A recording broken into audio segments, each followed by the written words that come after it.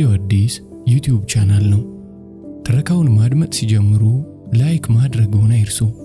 እንዲሁም ለዚህ ቻናል አዲስ ከሆናችሁ ሰብስክራይብ በማድረግ የዚህ ቻናል ቤተሰብ እንድትሆኑ በትህትና ጠይቃለሁ።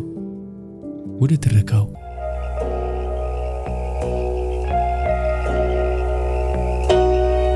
የፒያሳዋ ወፍ። ደራሲ ዘሪሁን ገመቹ። ክፍል 1።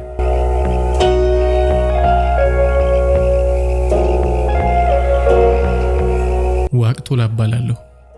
ከክልል ለስራ ነው የመጣሁት። እርግጥ አዲስ አበባ ስመጣ የመጀመሪያ ቀኔ አይደለም። በተለያየ አጋጣሚዎች በአመት አንዴም ሁለቴም ለቀናቶች ቆይታ እመጣለሁ። አዲስ አበባ ለስራ ስመጣ ደስተኛ ሆኜ አይደለም የምመጣው። አብዛኞቹ ነገሮች አይመቹኝም። ልክ ከሆነ ሰርጎ ገብ ጠላት ጋር ለመፋለም ወደ በረሃ የተላኩ አይነት ስሜት ነው የሚሰማኝ። ወደ ጦር እንደምሄድ አይነት። ሁሉ ነገሯ የተጨናነቀ ነው። ወከባና ኳኳታ የሚመረትባት የትርምስ ፋብሪካ ትመስለኛለች። የሰው ልጅ ከሰብአዊነት ዝቅ ብሎ በየጥጋ ጥጉ የተወሻሸቀባት፣ እናት ልጆቿን ለመለመኛነት የምትገለገልበት፣ ጎልማሳው ለማኝ የሰውን ልብ ለማራራት ሰውነቱን የሚያጎሳቁልባትና የሚቆራርጥባት፣ መኖር የየለት ፈተና የሆነባት፣ ሰው ለሆዱ ብቻ ሲባትት የሚውልባት፣ ለአብዛኛው የወር የቤት ኪራዩን ከወር ደሞዙ እኩል የሆነባት፣ የብዙ መንዱማኖች ማጠራቀሚያ መጋዘን ትመስለኛለች። ይህን ስል በተቃራኒው በደሎት የሚቃተቱ ቱጃሮችን በውስጧ ሳላይ ቀርቻ አይደለም። በከተማዋ ዳርቻዎች የታነጹ ህንጻዎች ከተማዋን ስዊዘርላንድ ከተማ ነች እንዴ ብለን እንድንገረም የሚያደርጉትን አፍን የሚያስይዙ ድንቅ መንደሮችንም ታዝቤያለሁ። ግን ፖሊስ ስለሆንኩ መሰለኝ አይኖቼ ወደ ተገፉት ያደላሉ። ትኩረቴ ጎስቋሎች መንደር መክረም ይወዳል። ለአዳር የመረጥኩት ፒያሳን ነው። ለምን ብትሉኝ ምክንያት የለኝም። ግን አላውቅም፣ ጨለምለም ሲል እግሬ ወደዛ መራኝ። የለበስኩት የሲቪል ልብስ ነው። በእጄ ምንም አይነት ሻንጣ ወይም ሌላ ዕቃ አልያዝኩም። ምክንያቱም ዕቃዎች ጠቅላላ ይዘናት የመጣ ነው መኪና ውስጥ ነው ያስቀመጥኩት። ትንሽ ዞር ካልኩ በኋላ ከጣይቱ ሆቴል ቀጥለው ካሉት ሆቴሎች መካከል ወደ አንድ ጎራ ብዬ ማደሪያዬን 150 ብር ተከራየሁ። ቤርጎዋ መፈናፈኛ የሌላት በጣም ጠባብ ብትሆንም ብዙም ግድ አልሰጠኝም። ደግሞ ለአንድ ቀን አዳር ብዬ ራሴን አጽናንቼዋለሁ። ቤርጎ ከያስኩባት ክፍል ወጣሁና በእግሮቼ መንቀሳቀስ ቀጠልኩ። እራቴንም እንዳልበላሁ ያወቅኩት በመንገዴ ላይ የዮሚያ ክትፎ ቤትን ሳይ ነው። አንጀቴ በምግብ አምሮት ግልብጥብጥ ስላለብኝ አላወላወልኩም፣ ገባሁ። በጥንድም በቡድንም የሆኑ ተመጋቢዎች በብዛት ይታያሉ። እኔም እጄን ታጥቤ መቀመጫ ያዝኩ። የቤቱ አብዛኛው ነገሮች ባህላዊ እንዲመስሉ ለማድረግ ተሞክሯል። ያዘዝኩትም ክትፎ ሲቀርብልኝ የበላሁት በጣም ጣፍጦኝ ነው። ቢሉ እጄ ላይ ሲደርስ ግን በተቃራኒው እንዴት እንደጎመዘዘኝ አትጠይቁኝ። አዲስ አበባ አንድም ለዚህ ነው የምታስጠላኝ። እንድከፍል የተጠየቁት ብር እኮ በሀገሬ አንድ ደህና ጠቦት ይገዛል። ለማንኛውም ከፈልኩና ስወጣ ሰዓቱም ገፋ ብሎ ነበር፣ ከምሽቱ 3 ሰዓት አካባቢ። በዚህ ሰዓት ወደ መኝታዬ መመለስም አልፈልግም። በዚህ ሰዓት ገብቼ ልተኛም ብል እንቅልፍሽ አይለኝም። የአስፋልቱን ጥግ ይዤ በቀጥታ መንገዴን ቀጠልኩ። ግራቀኝ ያሉ አጥሮች ሁሉ በቆነጃጅት ተሞልተዋል። በ14 ዓመትና በ40 ዓመት መካከል ያሉ ሴቶች ራሳቸውን ለገበያ አቅርበዋል። ቡቲክ ውስጥ ለሽያጭ እንደተሰቀሉ የልብስ ሞዴሎች ይመስላሉ። ልክ ሸማቹ መጥቶ በአይኖቹ መርምሮ በእጆቹ ደባብሶ ይሆነኛል አይሆነኝም ብሎ አመዛዝኖ ሂሳብ ተደራድሮ ቀንሶ አልቀንስም ተባብሎ ቀልቡ ከወደደለት ከፍሎ አስጠቅልሎ ይዟቸው እንደሚሄድ፣ ካልሆነ ደግሞ እዛው ነበሩበት ማንጠልጠያ ላይ ሰትሯቸው ጉዞውን እንደሚቀጥል አይነት ነው። እኔም ልክ እንደ ሸማች እያንዳንዷን በአይኔ እየመረመርኩ እየተደነቅኩና እየተገረምኩ ጉዞዬን ቀጠልኩ። ያ ብቻ አይደለም የሚያስደንቀው፣ እነዛው ቆነጃጅት የቆሙበት አጥር ወይም ግንብ ወይም ቤት ግድግዳ ስር ማዳበሪያ ውስጥ ገብተው እየተኙ በፕላስቲክ ተጠቅልለው እየተጋደሙ በለበሱት ልብስ ተቆራምተው በተቀመጡበት ድፍት ያሉ የጎዳና ተዳዳሪዎች ይታያሉ። የሚበላ እንቁላል ቅቅል የሚያዞሩ ጨቅላ ወጣቶች፣ ጥግ ይዘው ሲጋራና ማስቲካ የሚቸረችሩ፣ ኮንዶምና ብስኩት በካርቶን ደርድረው የሚሸጡ ብዙ አይነት ትዕይንት ይታያል። ነፍሱ 1 ብር ስጠኝ፣ ቆንጆ አትለፈኝ፣ ልጅ አዝለው በስራቸው ወደ ላይና ወደ ታች የሚመላለሰውን ሰው የሚማጸኑ ወታደሮችም መሳሪያቸውን ደቅነው በቡድን 5 እና 6 በመሆን በየ200 ሜትር ርቀት ልዩነት ይንጎራደዳሉ። አንዳንዴ መንገዱ ላይ የተኮለኮሉትን የምሽት ንግስቶችን ከአንዱ የመንገድ ጠርዝ ወደ ሌላው ያባረራሉ። ይመቷቸዋል መሰለኝ፣ ሲመጡባቸው ግር ብለው ይሸሿቸዋል። ብቻ ለኔ ለገጠሬው ከማሰብ አቅሜ በላይ የሆኑ ብዙ የሚገርሙና ናላ የሚያዞሩ ትዕይንቶችን ፒያሳን በመሽሎክሎክ ስታዘብ ከቆየው በኋላ ደከመኝና ወደ አንዱ ሆቴል ጎራ ብዬ አንድ ሁለት ማለት ጀመርኩ። ሆቴል ውስጥም ከጠጪዎች ቁጥር በላይ ቁጥር ያላቸው ሴቶች ይርመሰመሳሉ። አሁን እኚህ ሁሉ እናትና አባት አላቸው አይደል? እሺ እናትና አባት አይኑራቸው፣ ወንድም እህት ያጣሉ። እሺ እሱ ሲቀር አጎትና አክስት። እኔ እንጃ፣ እኔ የገባኝ ብዙ ቤተሰቦች እዚህም እዛም እየፈረሱ እንደሆነ ነው። ምክንያቱም እነዚህ ከፈረሰ ቤተሰብ ባይፈርስ እንኳን ተሸንቁሮ ማፍሰስ ከጀመረ ቤተሰብ ሾልከውና ተመዘው እየመጡ ብኩኖች ናቸው። ብዙ ቤተሰብ እዚህም እዛም መፍረስ ሲጀምር ደግሞ አገርም እየተናደች መሆኑ ማሳያ ነው። እንደዛ ነው የተሰማኝ። ይህንን እያሰላሰልኩ መጠጤን ከቢራ ወደ አልኮል አዘዋውሬ ስጋት እናም ደግሞ በተከፈተው ሙዚቃ ስደንስ ከማላውቃቸው መሰል ጠጪዎች እየተጋፋው እየተሻሸው ሀገርኛውንም ፈረንጅኛውንም ሳስነካው ቆየሁና ሲደክመኝና ስካሬም ጠንከር እያለ ሲመጣ ምነካው አቅቶላ፣ አዲስ አበባ እኮ ነው ያለው፣ ይበቃል አልኩና ራሴን በመምከር 6 ሰዓት ተኩል አካባቢ ሂሳቤን ከፋፍዬ ራሴን ላለመንገዳገድ እየጣርኩ የነበርኩበትን ሆቴል ለቅቄ ልወጣ ስል አብሬያቸው ስደንስ ከቆየኋቸው የስካር ጓደኞቼ አንድ ጎትቶ ወደ ኋላ መለሰኝና አንድ ሙሉ ቢራ በእጄ ያስጨበጠኝ፣ ነፍሱ በጣም ተመችተሽኛል፣ በዚህ ሙዚቃ የመጨረሻ ፈታ እንበልና ትሄጃለሽ አለኝ። ወዳጅ መሆንን የሚጠላ የለምና ተወዳጅና ተመራጭ በመሆኔ ኩራት በውስጤ እየተሰማኝ እየተጋበዝኩትን ቢራ እየተጎነጨው በተከፈተው ሙዚቃ እስኪ ያለበኝ መወራጨት ጀመርኩ። 4 ሆነን ሆቴሉን መሃል ክብ ሰርተን ቀወጥ ነው።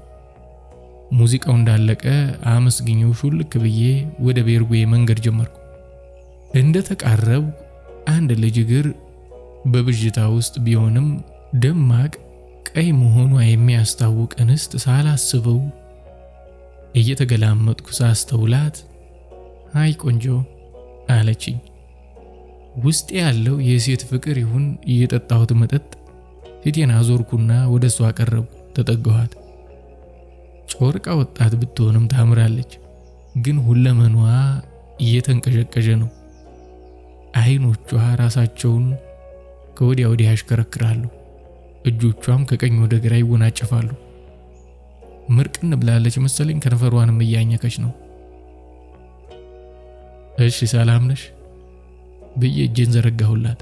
እንደ መጨበጥ በመዳፏ ነካ አድርጋ መልሳ ግንባሯን በማቀርቀር ጸጉሯን መጠቅለል ጀመረች። ቆንጆ ነሽ አልኳት፣ ሌላ ምላት ጠፍቶኝ። ሾርት ነው አዳር አለችኝ። እኔ ያልኳትን እንዳልሰማ ሆና የምለው ግራ ገባኝ። የመዳራት እቅድም ፈጽሞ በእቅድ ያልነበረም፣ ግን ካልነበረ ድምጿን ሰምቼ ለምን ወደ እሷ ተጠጋው? ለምን ዝም ብያት አልሄድኩም? ምን አይነት እንከፍ ነኝ? አሁንም መሄድ አለብኝ።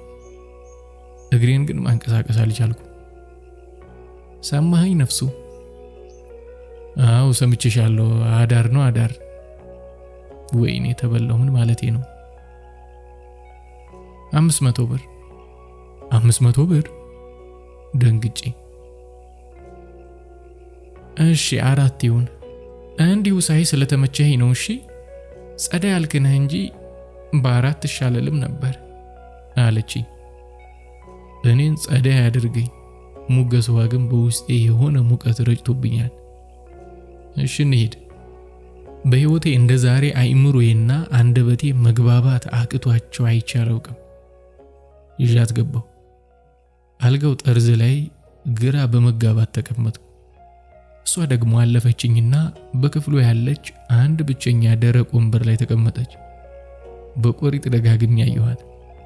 ቀደም በከፊል ጨለማና በከፊል ብርሃን ካየኋት በላይ ቆንጆዬ ነች። የሆነች የዱርዬ ቆንጆ። ግን የዱርዬ ቆንጆ ስል ምን ማለቴ ነው?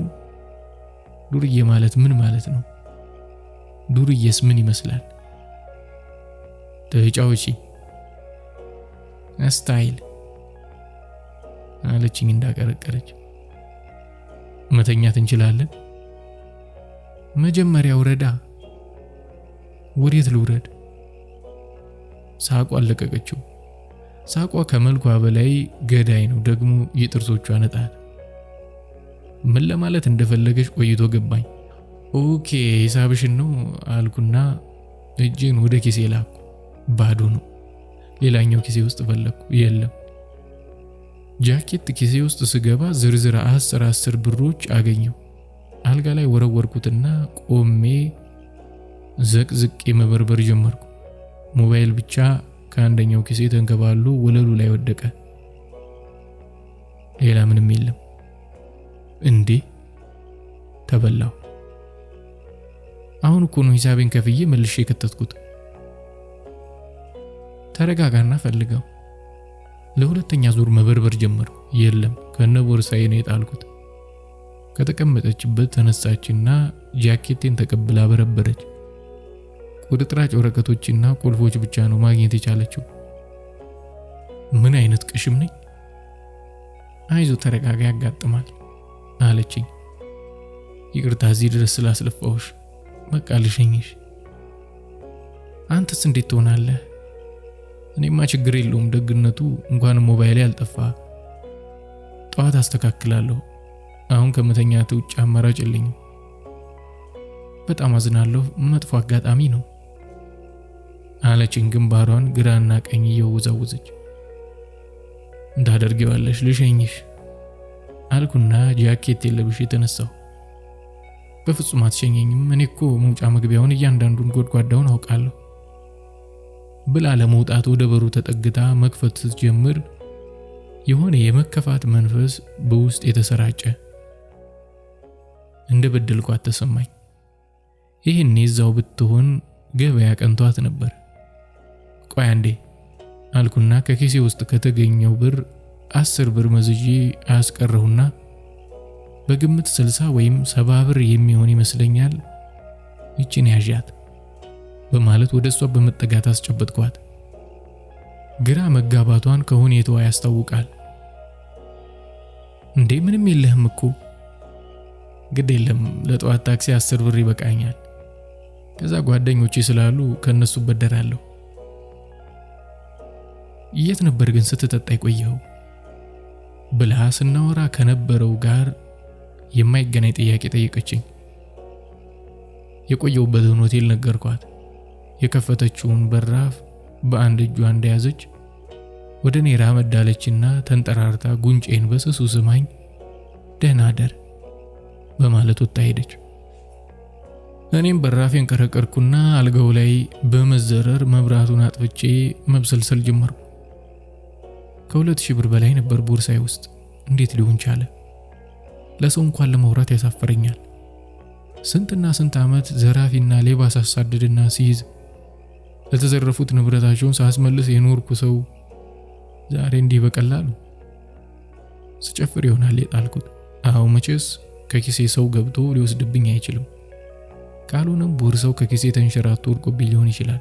አዎ እንደዛ ነው መሆን ያለበት። ወይኔ ተበልቻለሁ። ሂሳብ ከፍዬ ልወጣ ካልኩ በኋላ የመለሰኝ ልጅና ጓደኛው ተስፈንጥሬ ካልጋዬ ላይ ተነሳው። ጫሜን አጠለቅኩ፣ ግን መልሼ አወለቅኩትና በተስፋ መቁረጥ ወደ አልጋዬ ተመለስኩ። ምክንያቱም ጅሎች አይደሉም እስካሁን እዛው ቁጭ ብለው የሚጠብቁኝ። የንዴቴ መጠን ከልክ ያለፈ ስለነበር በውስጤ መንደድ ጀመረ። አሁን ለሰውስ ምን ብዬ አወራለሁ? በፍጹም ለአንድ የሰለጠነና ልምድ ላለው ፖሊስ በእንዲህ አይነት ሁኔታ መዘረፍ ውርደት ነው። አዎ የራሱን ኪስ መጠበቅ የማይችል እንዝላል ከርፋፋ እንዴት የህብረተሰብን ንብረት ከዘረፋ ሊጠብቅ ይቻላል? በራሴ አፈርኩ። ለምን ያህል ጊዜ ስብሰለሰል እንደቆየው ባላውቅም የሰማሁት ድምጽ ነበር ከሐሳቤ ያናጠበኝ። በራፊ እየተንኳኳ ነው። አልጋ ክፍሏ ሳትሆን አትቀርም። ምንድነው? መታወቂያን ከሆነ ጧት ትመልሽልኛለሽ። አሁን ትዝ አለኝ። ቅድም አልጋውን ስከራይ መታወቂያ መልሽልኝ ብዬ ብዙ ተጨቃጭቀን ነበር። የዛን ጊዜ ያልኳትን ሰምታ መልሳልኝ ቢሆን ኖሮ እሱም ጠፍቶ ነበር። እንኳንም አበሳጨችኝና ጥዬ ወጣሁ። ክፈት፣ እኔ ነኝ።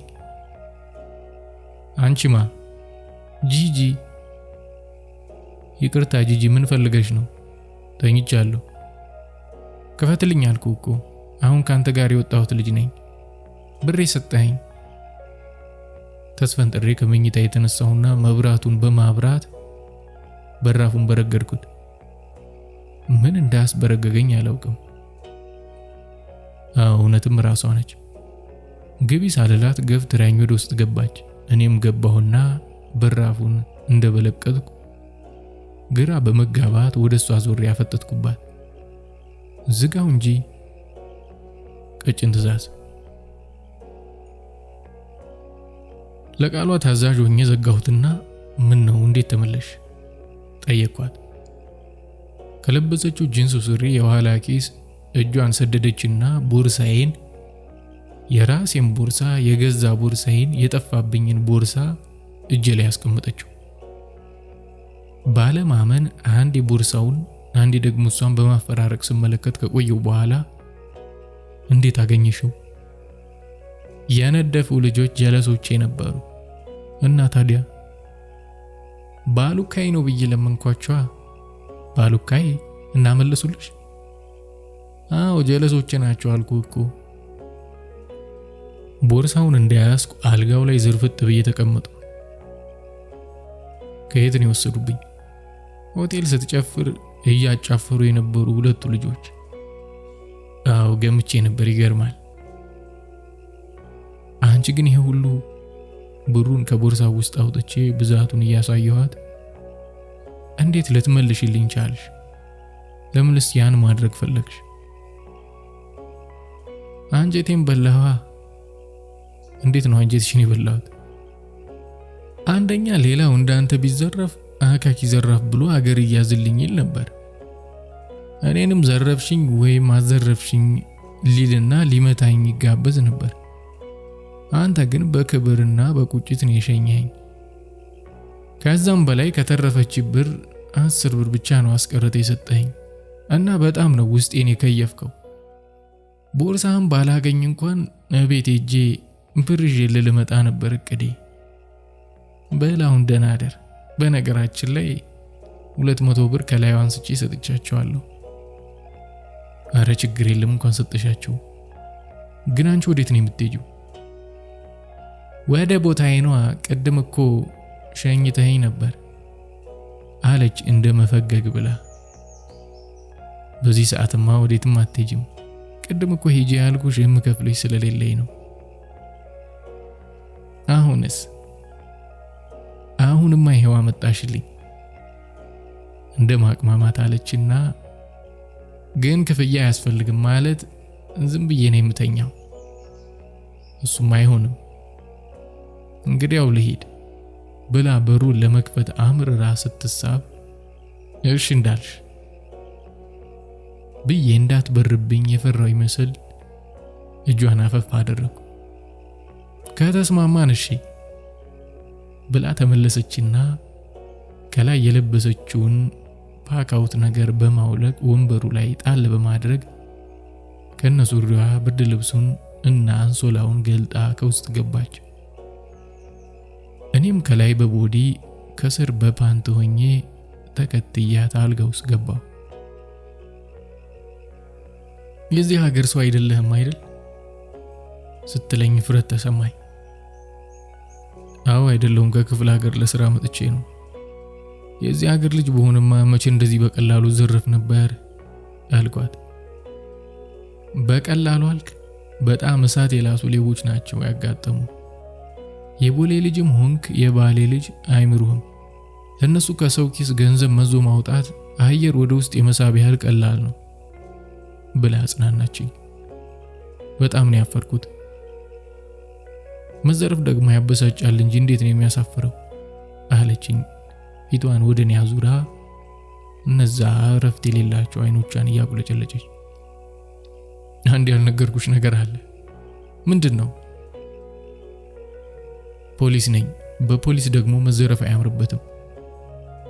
እና ማዝረፍ ነው የሚያምርበት ብላ የቅድሙን አይነት ጣፋጭ ሳቋ አለቀቀችው። አይ ማለቴ ገብቶኛል፣ መበለጥ ነው አይደል እንዲያንገበገበ። አይዞ ቻለው፣ አንዳንዴ ያጋጥማል። ፊቷን ወደኔ አዙራ እኔም ወደሷ ዞሬ ፊት ለፊት በጥንቃቄ እየተያየን በመሃላችን የግማሽ ሜትር ያህል ክፍት ቦታ ትተን የምናወራው። ደግሞ እንዲህ ተጋድማ ሲያዩት እንዴት አባቷ ታጓጓለች።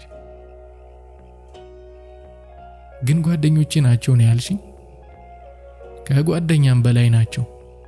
አልገባኝም። ከጓደኛ በላይ ምንድነው? ባሎችሽ፣ ወንድሞችሽ፣ ሌላም ሊሆን ይችላል። ባሎችሽ አልክ? ባሎቼ እንኳን አይደሉም፣ ወንድሞቼ ብትላቸው ይቀላል። አይ ጥሩ ነው አልኳት በለሰለሰ ድምጸት። ምን ነው ሌቦችን ከወንድሞቼ በላይ ናቸው ስላልኩ ቅር የተሰኘ መሰለኝ። እኔም ሸርሙጣ መሆኔን አትርሳ። ሆኛ ሌባና ሸርሙጣን ምን አገናኘው? ይገናኛል።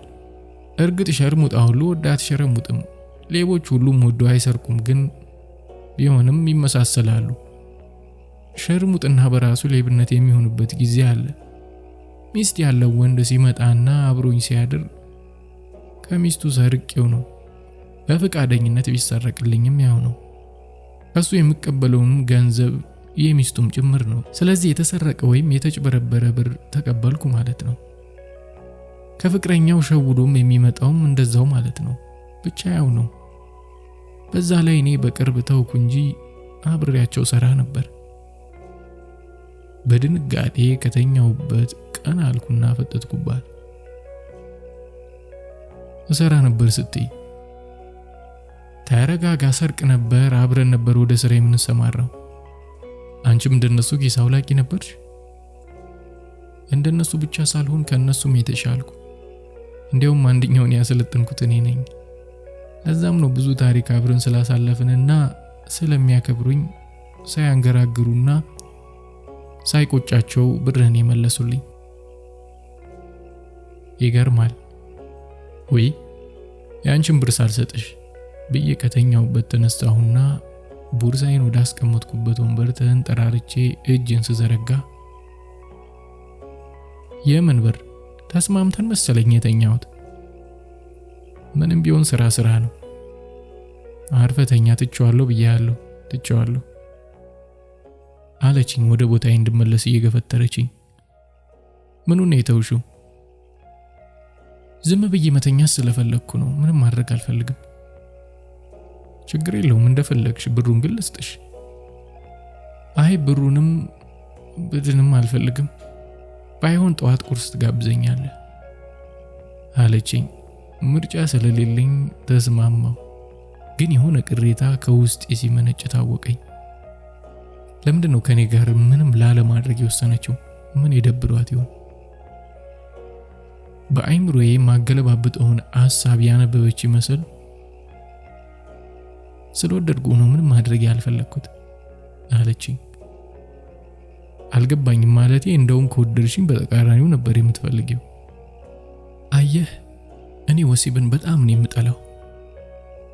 የምጠላውን ወሲብ የምፈጽመው ደግሞ ምንም ከማይመስለኝ ወይም ከምጠየፈው ወንድ ጋር ነው። አንድ አብሬ የተኛሁትን ሰው መቼም መልሼ ላገኘው አልፈልግም። ማግኘት ተወው፣ በአይምሮዬ እንኳን መልኩ ከመጣብኝ ካስታወስኩ ቀኑን ሙሉ ራሴን ስረግም ነው የምውለው። ወይ ዛሬው ቀን ደግሞ ምኑን የሚያሰማኝ ምኑን የሚያስመለክተኝ? አንዳንዴ አንድ ዓመት ሙሉ ምንም አዲስ ነገር ሳንሰራበት፣ የተለየ ነገር ሳንመለከትበት፣ የሚያስደምም ነገር ሳንሰማበት እንደ ቀልድ ተንዘላዝሎ ያልቃል። በተቃራኒው ደግሞ በአንድ ሰዓት ውስጥ አንድ መጽሐፍ ሙሉ የሚወጣው በድርጊት የተሞላ በመደመም አፍን የሚያስከፍት ታሪክ ይሰራል። ወሲብን በመንገሽገሽ የምትጠላ የ19 ዓመት ውብና አማላይ ወጣት። ያልሽው ነገር ግልጽ ባይሆንልኝም ፍላጎትሽን ግን አከብራለሁ። አመሰግናለሁ ብላ ወደኔ በመሳብ ከንፈሬን የመዳበስ ያህል ሳመችኝና በፍጥነት ወደ ነበረችበት ተመለሰች። እና በድንጋጤ ስካሩ ጥሎ ጠፋ አይደል ብላ ጠየቀችኝ። እውነትም የጠጣው መሆኑን እንኳን እስከ መዘንጋት ደርሻለሁ። ቅድም ሰክሬ ነበር እንዴ? ሰክሬ እየተወለጋገርክ አይደል እንዴ ይዘኝ የመጣው? ብዙ ነገር ካወራን በኋላ ሲደክመን እሷ እንዳለችውና እንደ ፍላጎቷ ተቃቅፈን ተኛን። በገባሁላት ቃል መሰረት ጠዋት ቆንጆ ቁርስ ጋበዝኳትና ስልክ ቁጥሯን ተቀብዬ ቅር እያለኝ ተለየዋት። ቀኑን ሙሉ የተሳተፍኩትን ስብሰባ በግማሽ ልብ ነበር ስከታተል የነበረው፣ ግማሽ ቀልቤ እሷ ጋር ነበር። ስብሰባው ተጠናቆ ወጥቼ እስክደውልላት ደውዬም ድምጿን እስክሰማ እናም ደግሞ እስካገኛትና እነዛን ተቁለጭላጭ አይኖቿን ዳግም እስካያቸው ቸኩያለሁ። ወይኔ ጀግናው ምን ነካኝ። ስብሰባውን አጠቃልዬ እየሁሉ አበሌን ተቀብዬ ከግቢው ሳልወጣን ደወልኩላት። ስልኳ ጥሪ አይቀበልም ይላል። አቤት አደነጋገጤ! ምንድነው እንደዚህ ፍርክስክስ የወጣው? ነው አቀፋያት ስጎመዣ ስላደርኩና እንዳልዋሃዳት ስለተከለከልኩ ይሆን? መከልከል የፈጠረብኝ ወሲብ የረሃብ ስሜት ነው? መልሼ ሞከርኩ። አሁንም ደገምኩ። ይጠብቀኝ የነበረው ሹፌር ጋር ሄድኩና ጋቢናውን ከፍቼ ገባሁ። ወዴት ላድርስ አለቃ? አይ አንተን ላድርስህና መኪናዋን ፈልጋለሁ። አንድ ቦታ ምደርስበት ጉዳይ አለኝ። እንደዛ ከሆነማ እኔ እዚሁ ልውረድና በታክሲ ልሂድ። እዚሁ ቅርብ ሳሪስ ነው የማድለው አለኝ። በወቅቱ ያለነው ላንቻ አካባቢ የሚገኘው የኦሮሚያ ፖሊስ ኮሚሽን ጽሕፈት ቤት ውስጥ ነበር። ይሉኝ ታማላገደኝ። እንደዛ ከሆነ ደስ ይለኛል አልኩት። እሺ ብሎ ቁልቡን እዛው እተንጠለጠለበት ትቶት ጋቢናውን ለቆ በመውረድ በልደና አደር ነገ እንሄዳለን ወይስ እንውላለን? ነገ ቅዳሜ አይደል? ካልቸኮልክ ብንውል ደስ ይለኛል። ኧረ እኔንም ደስ ይለኛል። በልሽ እንደዋወል። ወደ ሹፌር መቀመጫ ቦታዬን ቀይሬ ቁልፉን አሽከርክሬ ሞተሩን አስነሳሁና ግቢውን ለቅቄ በስታዲየም አቅጣጫ ተፈተለኩ። የምሄደው ወደ ፒያሳ ነው። ሰዓቴን ተመለከቱ። 11 ሰዓት ከሩብ ይላል። በዚህ ሰዓት ፒያሳ ሄጄ ምን እንደማገኝ ለራሴም አልገባኝም። የቤቷን አድራሻ አላውቅ።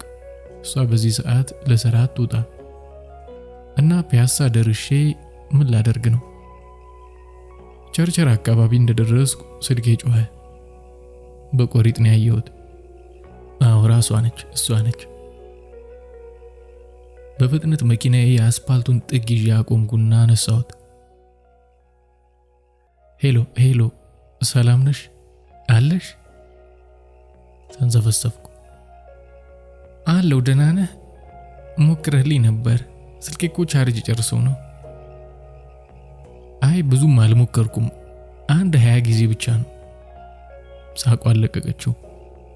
ከወደ ገነት የተላከ መንፈስ አረጋጊ ጥዑመ ዜማ መሰለኝ። ተገርማለህና የት ነህ? ወደ ፒያሳ እየመጣው ነው። ምን ልትሰራ? እንዴት ምን ልትሰራ ትያለሽ እንዴ? ስልክሽ አልሰራ ሲለኝ ግራ ገብተኝ ነዋ። እና ደረስክ አሁን? ቸርቸር አካባቢ ነኝ። እኔ እኮ ፒያሳ አይደለሁም ሳር ቤት አካባቢ ነኝ። እና ልምጣና ልውሰድሽ? ታውቀዋለህ? አዎ። እሺ ከስታዲየም ታክሲ ያዝና።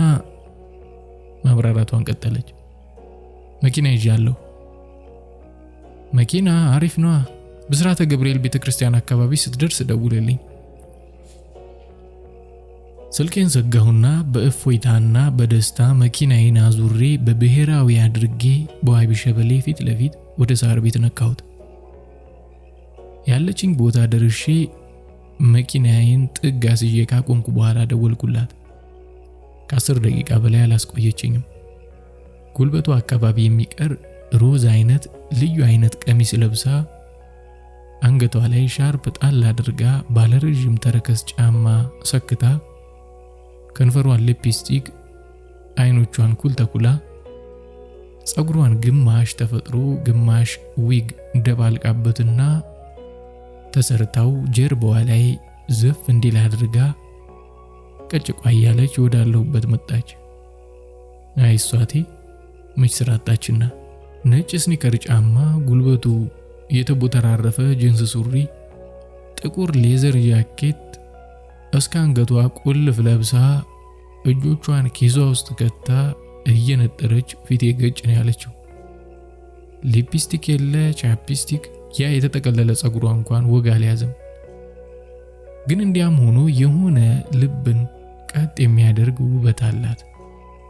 ማንም ሌላ ሴት ላይ አይቼው የማላውቀው ውበት። ጉንጭ ለጉንጭ ከተሳሳመን በኋላ በከፈትኩላት ጋቢና ገባችና ከጎኔ ተቀመጠች።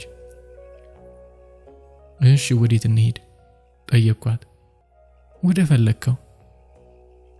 ፈለከው ስትይ ወደ ሀገሬም ቢሆን ምን ችግር አለው? ያንተ ሀገር እኮ የኔም ሀገር ነው። ሱዳን ወይ ኬንያ ይዘኸኝ አትሄድ?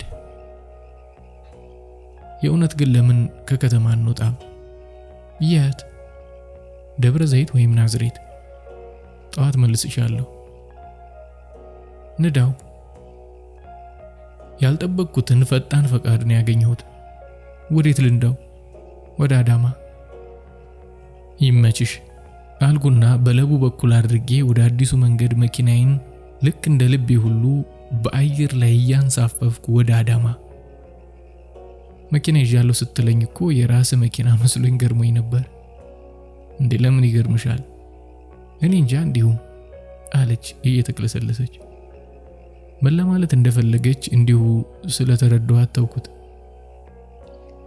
ያው የመንግስት ቢሆንም ቦታው ላይ እስካለው ድረስ የራሴው ነው። አይ እንደዛ አይደለም እኮ ቦታው ላይ እስካለ ድረስ ሳይሆን ያለህበት ቦታ የሚያዘውን ስራ በምትሰራበት ጊዜ ብቻ ነበር ያንተ መሆን ያለበት። አልገባኝም። እንዴት አይገባህም? አሁን አንተ አንድ ከስራው ጋር ምንም ግንኙነት የሌላትን ሴት ጭነ ከስራው ጋር ምንም ግንኙነት ወደ ሌላ ቦታ እየሄድክ ነው። መንግስት ህዝብን እንድታገለግልበት እየሰጠህን መኪና ለግልህ ደስታ እየተጠቀምክበት ነው።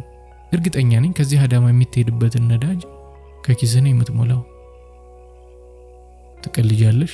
ለመኪናው መንግስት የሚመድብለት የራሱ ነዳጅ አለው እኮ። ለምንድን ነው ከኪስ የምቀዳው? የታደሉት 2-3 መኪኖች በዚህም በዚያም ብለው የራሳቸው ያደርጋሉ። አንቺ ወቅቶላ ከአዲስ አበባ አዳማ ለሚሄድበት ነዳጅ ቁም ነገር ሆኖ እንዲሞላ ትጠብቂያለሽ? አይ የታደሉት አልክ። እዚህ ሀገር ዘራፍ የበዛው ለምን እንደሆነ ታውቃለህ? መዝረፍ እንደ ድል እንደ ችሎታ እንደ ክብር ስለሚታይ ነው።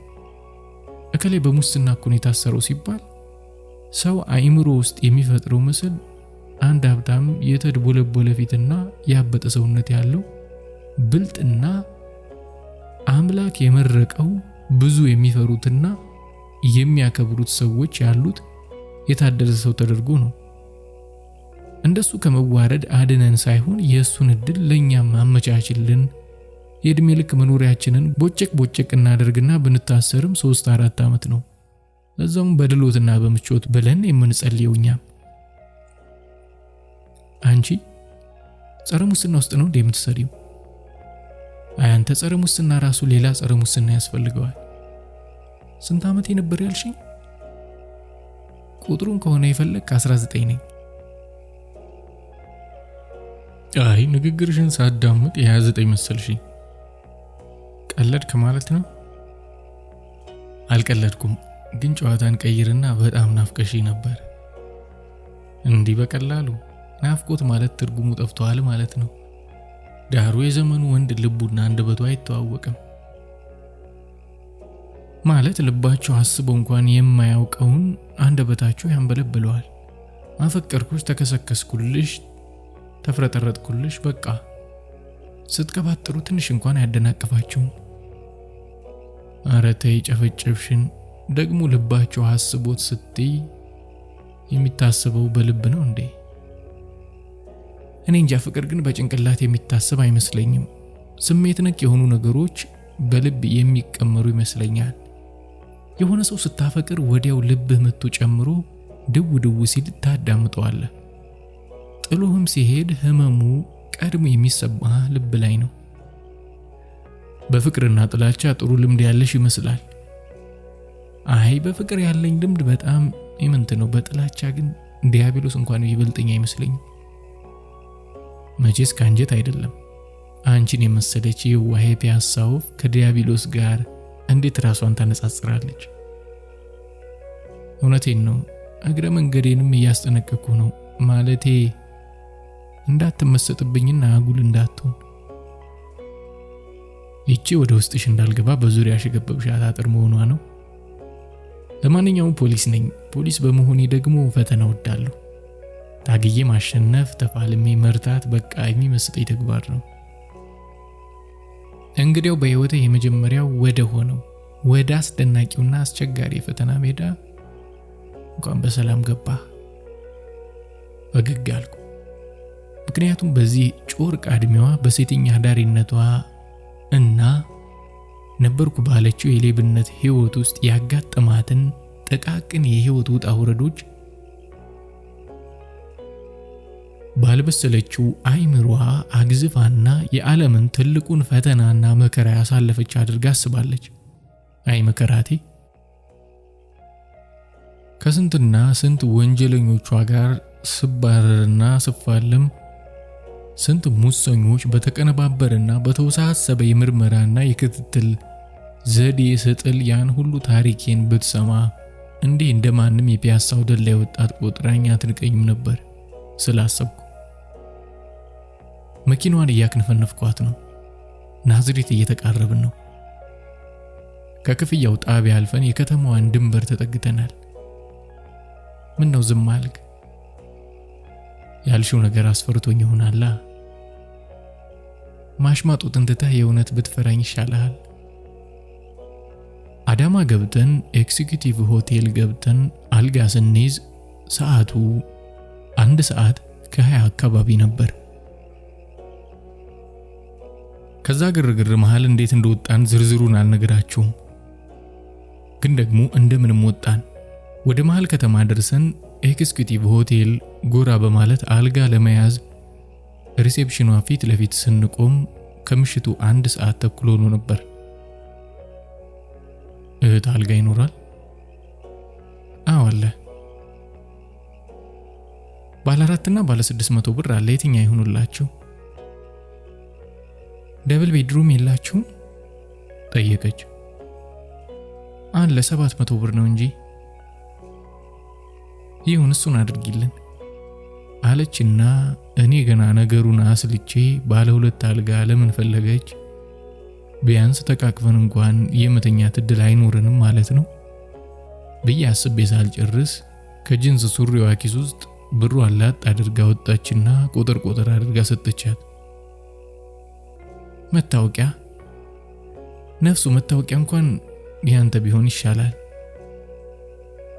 ምን አልሽኝ? ግራ ገብቶኝ።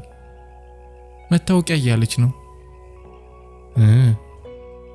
አልኩና ወደ ጊዜ ገብቼ ዋሌቴን አወጣሁና ብሩንም መታወቂያውንም አቀበልኳት። ሁለት ነው እንዴ የምትፈልጉት? አይ የሷን ብር መልሽላት። እንደዛ ነው አለችና ብሩን ነጥላ ጠረጴዛው ላይ በማድረግ መታወቂያውን ወሰደችና መዝገብ ላይ የሚጻፈውን ከጻፈች በኋላ እንድፈርምላት አስጠጋችልኝ። ፈረምኩና መለስኩላት። ቁልፉን እየሰጠችኝ 24 ቁጥር ነው፣ በዚህ ሂዱና በዚህ ታጠፉና ብላ ጠቆመችን። ብሩን አንሹና እንሂድ። እሺ ካልክ በማለት ብዙም ሳትግደረደር ብሩን ከጠረጴዛው ላይ አንስታ መልሳ ኪሷ ውስጥ በመክተት ተያይዘን ሄድን ወደ ቤርጎ።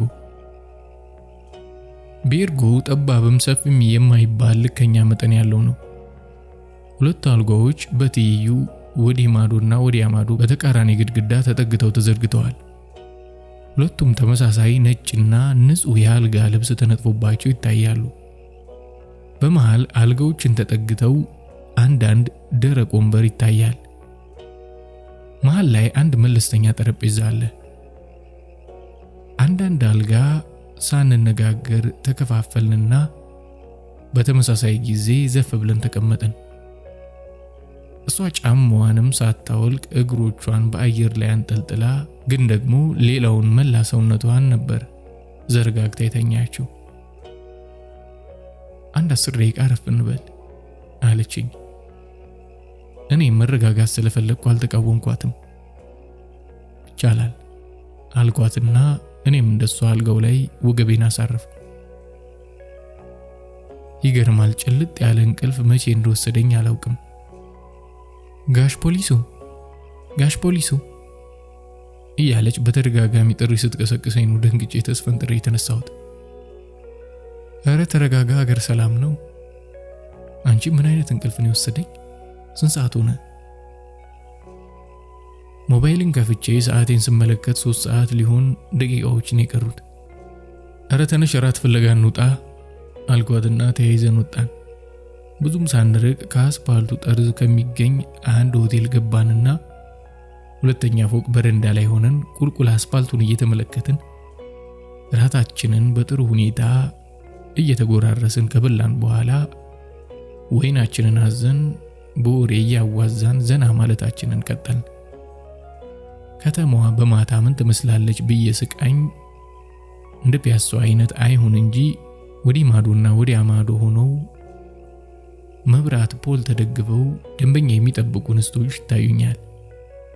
ወደ ሆቴሉ የሚገቡትንና ከሆቴሉ ወጥተው ባጃጅ ኮንትራት በመያዝ ወደ የቤታቸው የሚሄዱም እዚህም እዛም ይታያሉ።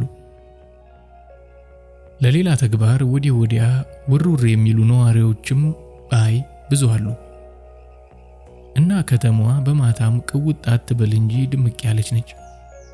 ወሬያችንን እየጠረቅን መጠጣችንን እየጨለጥን ብዙ ትዕይንት እየታዘብን ሳለ ሁለት መንታ የሚመስሉ እድሜያቸው 15 ወይም 16 የማያልፋቸው እኛ ካለንበት አስፋልት ትይዩ ወዲያኛው ማዶ ዳር ቆመው ተመለከትን። ሳላስበው ቀልቤንም እይታዬንም ተቆጣጠሩት። አጅሪት ስትከታተለኝ ነበር መሰለኝ። ነፍሱ ምን ነው መሰጡሽ እንዴ? ምኖቹ ትላለ እንዴ? ሴቶቹ ናቸው ማዶ ፖሉን የተደገፉት። አይንህ እኮ እንደተሰካባቸው ቀረ። ማዶ ስንት የሚታይ ነገር አለ። ህንጻው አለ፣ በረንዳውን ሞልቶ የተኙት ጎዳና ተዳዳሪዎች አሉ። እዛ ጋር ደግሞ ተቃቅፈው በዝግታ ወክ እያደረጉ ዘና የሚሉ ፍቅረኛሞች አሉ። ታዲያ ለይተሽ እነሱን እንዳየው በምን እርግጠኛ ልትሆኚ ቻልሽ? ደግሞ ካንቺ ጋር ያለው እንዴት ነው በእነሱ የሚመሰጠው? እነሱን እያየ እንደነበር 100% እርግጠኛ ነኝ። ደግሞ ምን ችግር አለው? እኔ እኮ በቃ ጓደኛ ነኝ። እባክሽ ወሬ አታብዢ። አይ ወሬ ማብዛት አይደለም። ሄጄ ወርጄ ይዣቸው ልምጣ እንዴ? እየቀለድሽ መሆን አለበት። እየቀለድኩ አይደለም። ከፈለክ ሁለቱንም ይዤ ለመምጣት እችላለሁ። ደግሞ ሁለቱም ምን ይሰሩልኛል? ምናልባት የግሩፕ የሚመችክ እንደሆነ ብዬ ነው። የግሩፕ ስትይ በቃ ሁለቱንም ይዘህ ማደር ማለቴ ነው። ግሩፕ አንድ ወንድ ከሁለት በላይ ሴቶችን ለብቻው ሲያስተናግድ ወይም አንድ ሴት ከሁለት በላይ ወንዶችን ስታስተናግድ ማለት ነው። ይሄ በፊልም ላይ እንደምናየው ማለትሽ ነው? ፊልሙ ሁሉ እውነት ይመስልሻል አይደል? ያ እኮ የፈረንጆቹ የኃጢአታቸው ጽንፍ ማሳያ ነው። ፈገግ አለችና ገና ነሽ ማለት ነው አለችኝ። ገና ነሽ ስትይ የወይኗን ብርጭቆ አንስታ ካንደቀደቀችው በኋላ ባጎደለችው ምትክ ከጠርሙስ መልሳ ቀድታ አስቀመጠችና ንግግሯን ቀጠለች። ሰዓቱ ወደ 5 እየተጠጋ ሲሆን ወይኑን ሁለተኛ ጠርሙሳችንን በማገባደድ ወደ 3ኛው ለመሸጋገር እየተንደረደርን ነው። እንዲህ አይነት ነገር አታርፍም ማለት ነው ያልኩ ነገር በፈረንጅ ፊልም ያለ የሩቅ ሀገር ተአምር ብቻ አይደለም። እኔ አብጠርጥሬ በማውቀው በእኛ ከተማ በፒያሳ የተለመደና የኛም ስራ አንድ ክፍል ነው። አዎ ይገርማል። ይህንን ድርጊት የኔ ቢጤ ሼሌዎች ደህና ገንዘብ የሚከፍላቸው ሲያገኙ ያለ ማንገራገር ያደርጉታል። ማለቴ ሁሉንም ባልልህም አብዛኞቹ ያደርጉታል። እንደዚህ የሚያደርግ የሀበሻው እንዳለ? አዎ አለ ብቻ ሳይሆን አሉ፣ በደንብ አድርገዋሉ። ብዙ የናጠጡ የሚባሉ ሀብታሞችና ልጆቻቸው በተለይ ውጭ ሀገር ደረስ ብለው ለረፍትም ሆነ አንደኛቸውን የተመለሱ ዲያስፖራዎች ከዛ ቀምሰው ከሚመጡት ለሀገር ግንባታ የሚበጅ አዲስ ቴክኖሎጂ ዕውቀት ብቻ አይደለም፣ እንዲህ አይነትም የሴክሶሎጂ ዕውቀትም በማምጣት በፍጥነት ያሰራጩታል። ይገርማል። ኧረ ይግረምህ። አሁን ከነገርኩ ውጭም የዩኒቨርሲቲ ተማሪዎች በመጠጥ ናውዘውና በሐሺሽ ነፍሰው ደርዘን ሙሉ ወንድና ደርዘን ሙሉ ሴት አንድ ቤት በመታጎር ወሲብ እርስ በርስ እየተቀያየሩ ሲጨመላለቁ ለማየት ያህል ብዙ ምርምርና ክትትል ማድረግ አይጠበቅብህም። ቦታውን ብቻ ለይተህ ማወቅና በትክክለኛው ቀንና ሰዓት መገኘት ነው። ቅዳሜ ለእሁድ አጥቢያ ክሬዚ ዴይ፣ ሸላንቱላይን ዴይ፣ ቫላንታይን ዴይ፣ ከለር ዴይ በሚባሉት ፈረንጅኛ በዓሎች ቀን ጎራ ብለህ ብትከታተል ያስደምመዋል። ምትዩን ለማመን ይከብደኛል። ሳያዩ ያመኑ ብፁዓን ናቸው ይባላል። ብታምን ይሻላል። ግን እንደ ቶማስ ካላየሁ አላምንም ካልክ አለችና ሞባይሏን አውጥታ በማብራት ፎልደሮችን ከፈት አደረገችና አንድ ቪዲዮ በመምረጥ ከፍታ ሰጠችኝ እንዳይ። ይሄ እኔ በአጋጣሚ የተካፈልኩበት የተማሪዎች ፓርቲ ላይ የተቀረጸ ነው። በጣም መስጦኝ ስለነበር ሳይሾፉኝ ቀረስኳቸው። አየሁት። 10 ደቂቃ የሚፈጅ ቪዲዮ ነው። የማየው ነገር ካወራችሁም በላይ ነው። እዚህ ደርሰናል እንዴ? ለካ ዝም ብለን ነው በየአደባባዩና በየሚዲያው ባህላችን፣ ሃይማኖታችን እያልን በባዶ የምንደሰኩረው። ከስር ተቦርቡረን አልቀን የለ እንዴ? እኛ አፍላ ወጣቶች ማለት እኛ ዩኒቨርሲቲ ተማሪዎች ማለት እኮ የዚች ሀገር የነገ ምን የነገ የዛሬ መሰረቶች ናቸው። መሰረቱ የተቦረቦረ ግንባታ ደግሞ ቀኑን ጠብቆ መደርመሱ አይቀርም፣ ለዛውም በቀላሉ። ይህች ሀገር በሞራልም በግንባርም እየጠፋች እኮ ነው። በቃ ሁሉ ነገር ተስፋ አስቆራጭ እየሆነ ነው ነበር ያልኳት ፊልሙን አይቼ ከጨረስኩ በኋላ ሞባይሏን እየመለስኩላት። እንደዛማ ትደምድም። እነዚህ እኮ ከተቅላላው 1 ወይም 2% ቢሆን ነው። ሌላው ወጣት ግን 1%ም ቢሆን አሳሳቢ ነው። አየሽ፣ አንድ ባልዲ ውሃ ላይ አንድ ብልቃት ቀለም ብትጨምሪበት የውሃውን ጣዕምም ሆነ ቀለም ሙሉ በሙሉ ነው የሚቀየረው። አንድ ቅንጣት ቫይረስ እንደ ቀልድ ሰውነት ውስጥ ከገባች በኋላ ነው ቀስ በቀስ ተራብታና ተዛምታ 10,000ና 100,000 በመሆን መላ ሰውነትን በመቆጣጠር ለአልጋ ከዛም አልፎ ለሞት የምትዳርገው። ይህ አሁን 1 ወይም 2% ቢሆኑ ነው ያልሽኝ፣ ነገ በዝተውና ተስፋፍተው 40 እና 50% አለመሆናቸውን ምንም ማረጋገጫ የለንም። ምንም ማድረግ አይቻልም። እንደዛም ምንም ማድረግ አይቻልም ብለን እጅና እግራችንን አጣጥፈን ቁጭ ማለት የለብንም። መንግስትም ሆነ ህዝቡ የሆነ ነገር ማድረግ አለበት። ወላጆች ለልጆቻቸው የት እንደሚውሉ ምን እንደሚያደርጉ መከታተል አለባቸው። እንዲህ በየጎዳናው የተዛመተውን የወሲብ ንግድም ሃይ መባል አለበት። ከትብላ ሳቀች። ምን ያስቅሻል? አይ ይህች ሀገር ብዙ መካሪዎችና ፎካሪዎች አሏት እና እሱ ትዝ ብሎኝ ነው። አልገባኝም። ማለቴ ሁላችንም የሆነ ችግር እዚህ እዛም እንዳለ እናውቃለን። ግን ያን ችግር ለመፍታት የሆነ ሰው ከሆነ ቦታ የሆነ አካል ከሆነ ጥግ እንዲመጣና መፍትሄውን እንዲያበጃጅን የምንጠብቀው። ቢያንስ በራሳችን የሆነ ነገር ለማድረግ አንሞክርም። አየ ልጅ ነገር እንዲህ አይነት ስር የሰደደ ችግር እኮ በግለሰብ ደረጃ የሚሞክር አይደለም። እስኪ አሁን እኔ እስካሁን ባወራነው ላይ ምን ማድረግ እችላለሁ? ትችላለህ እኮ። ምን? ሚስት አለ ማለት ያግብታል? ከምናወራው ጋር የማይገናኝ ጥያቄ ጠየቀችኝ። አላገባሁም።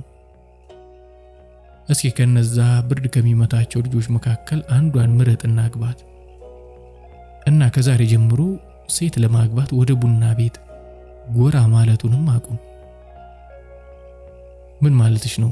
ይህ ምን ሊፈይድ ደግሞ? ጋብቻ ዝም ብሎ ከመንገደኛ ጋር የሚመሰረት ነው እንዴ? መንገደኛ ያልከው ከማንም ሸርሙጣ ጋር ለማለት ፈልገህ ነው? አየህ፣ አንድ ጊዜ ህይወት ውስጥ የገባች ሴት በስራው ወይም በሌላ አጋጣሚ ገንዘብ አግኝታ ኑሯን ለማስተካከል ብትሞክር ራሱ ፈተናዋ ቀላል አይደለም። ህብረተሰብ ለዘላለሙ ሸርሙጣ እንደሆነች ነው የሚያስበው። አንዱን ቢያፈቅራት እንኳን ሊያገባት ድፍረት አይኖረው። ምክንያቱም ቤተሰቦቿም ሆኑ ዘመዶቹ ሸርሙጣ ገባ እያሉ ህይወቴን ይበጠብጡብኛል ብሎ ይፈራል። ወደፊት መወልዳቸው ልጆችስ እናታቸው ሸርሙጣ እንደነበረች ሲሰሙ ምን ይሰማቸዋል ብሎ ይሰጋል። ደግሞም ቢሰጋም እውነት አለው። ለአግባት ብሎ ቢወስን ከፈራቸው ነገሮች አንድ ወይ ሁለቱ መከሰታቸው አይቀርም። አዎ ሁሉም ነገር ቀላል አይሆንለትም። አዎ እሱን እንኳን እውነትሽን ነው። ግን እንዲሁ ያሳዝኑኛል። እያቸው እስኪ እነዚህን ሴቶች በጣም ልጆች እኮ ናቸው። ከታች ወደሚታዩት መንታ መሰል ልጆች እየጠቆምኩ ወይ አንደኛዋ ቀናት መሰለኝ፣ አንዷ ብቻ ነች ያለችው። አዎ በወሬ ተመስጣ አላየሃትም እንጂ ከ10 ደቂቃ በፊት ነው አንዱ በመኪና ጨልፏት የሄደው። ይህችን ባገኘች አልኩ። አሳዘነችህ? አዎ። ለምን ይዘናት አንገባም? ወዴት? ከኛ ጋር ትደር፣ እንክፈላት። አልገባኝም። በቃ ለየት ያለ ነገር ደስ አይልህም? እንክፈላትና ይዘናት እንግባ። 2 አልጋ አይደል ያለው፣ አንዱ ላይ ዘና ብላ ትተኛ። እውነትሽን ከሆነ ደስ ይለኛል አልኩ። ግን እውነት ደስ እያለኝ አልነበረም፣ ግራ እየተጋባሁ እንጂ። ሌላ ሰውኛ ክፍል ውስጥ አብሮን ማደሩ ነፃነታችንን ይሻማብኛል ብዬ አስቤያለሁ። ግን ደግሞ የተለያየ አልጋ ላይ ለየብቻ ከመተኛት አንዱን አልጋ ለቆ አንድ ላይ ቢያንስ ተቃቅፈን የመተኛት እድል ያመቻችልናል። ምን ወሰንክ? እንደተመቸሽ። ግን አንቺ ነሽ የምታናግሪያት። አንተስ? ረኒ ሴቶችን ማነጋገር እኮ አይሆንልኝም። ሳቋን አስነካችው። ትላንትና ታዲያ እኔን ማን ያነጋገረልህ? እሱን ለኔም ግራ ገብቶኛል። በቃ መጣሁ ይዣት ልምጣ።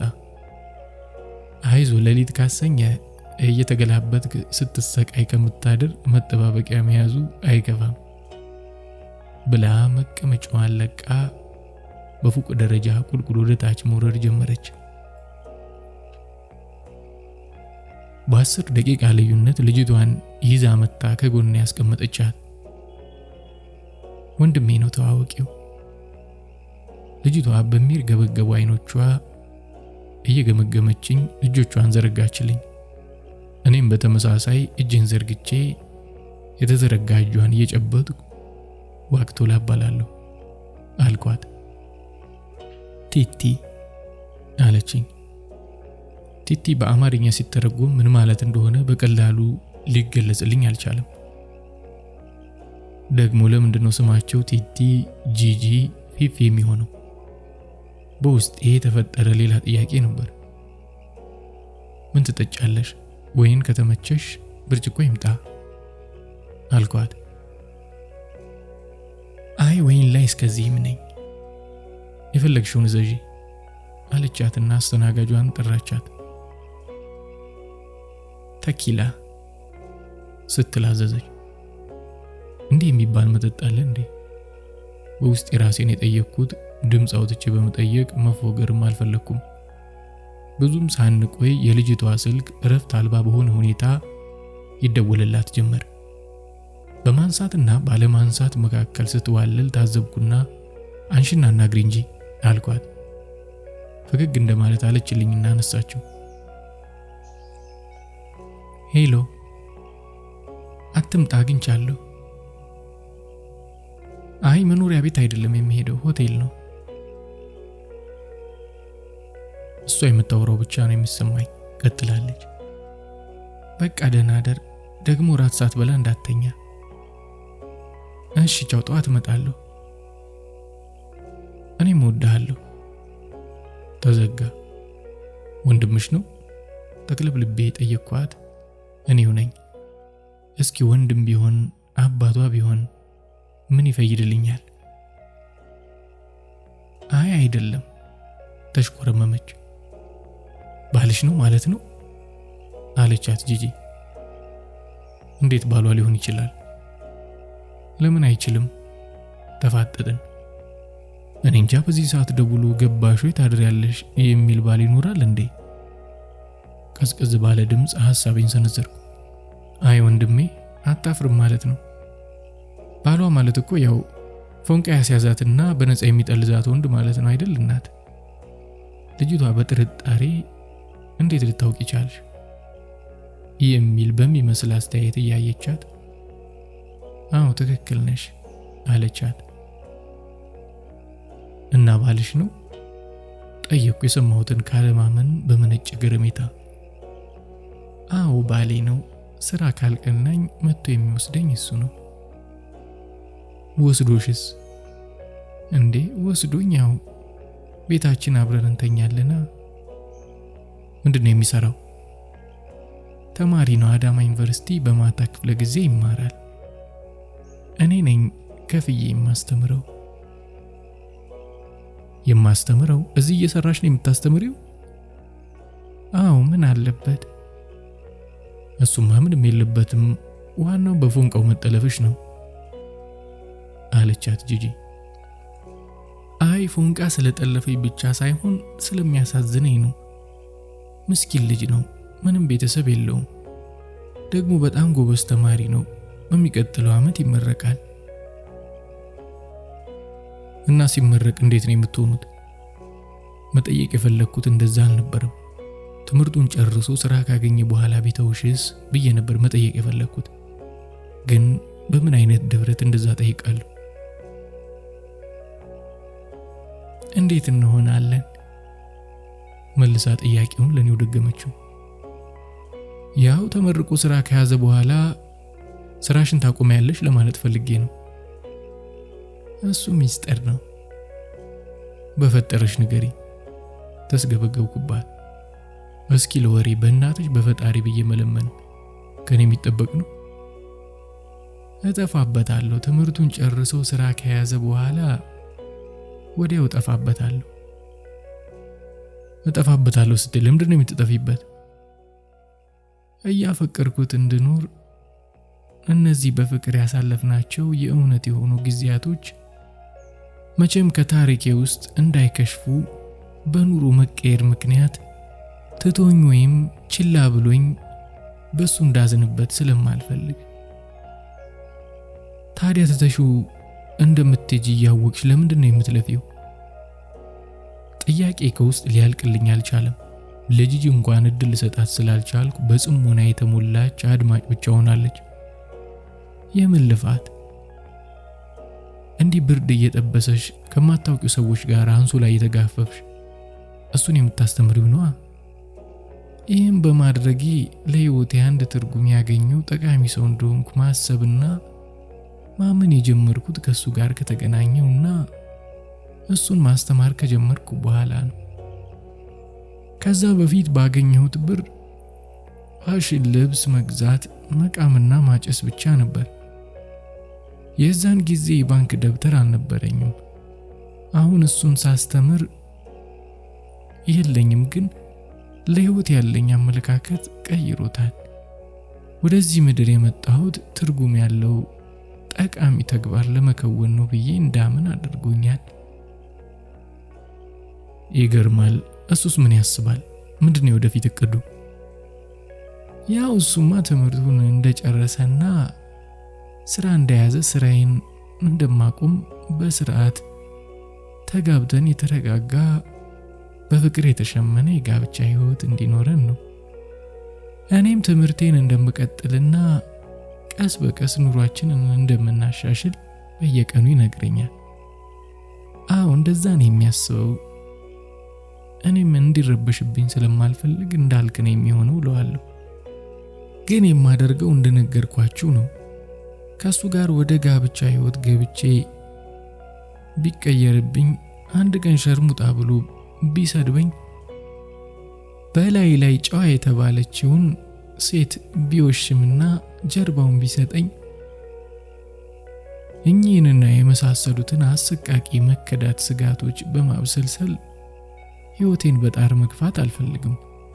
እነዚህን ነገሮች ምናልባት እሱ ባያደርጋቸውና አሁን ቃል እንደገባልኝ ለማድረግ ቢጥር እንኳን እኔ በገዛ ሐሳቤ እየቀረጽኩና እየፈጠርኩ እሱንም ሰላም መንሳቴና በገዛ ስጋቴ እና ቅናቴ እሱን በመገፋፋት ያላሰበውን ነገር ውስጡ መክተቴ አይቀርም እና ለእኔም ለሱም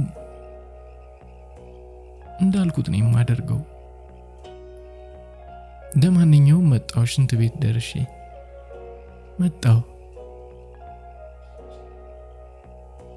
ብላ ከተቀመጠችበት ተነስታ ወደ ውስጥ ገባች። የምትገርም ልጅ ነች። በአንቺ ተገርሜ ሳልጨርስ ሌላ የምትገርም ሴት። በጣም ታሳዝናለች። አንድ ሳምንት ከኔ ጋር ፒያሳ ውስጥ ብትኖር ከዚህ የበለጡ የሚገራርሙ ትንግርት መሳይ ታሪኮችን አስቆመኩመ ነበር። ይቅርብኝ። ከዚህ በላይማ ራሴን ሐዘን ውስጥ መክተት አልፈልግም።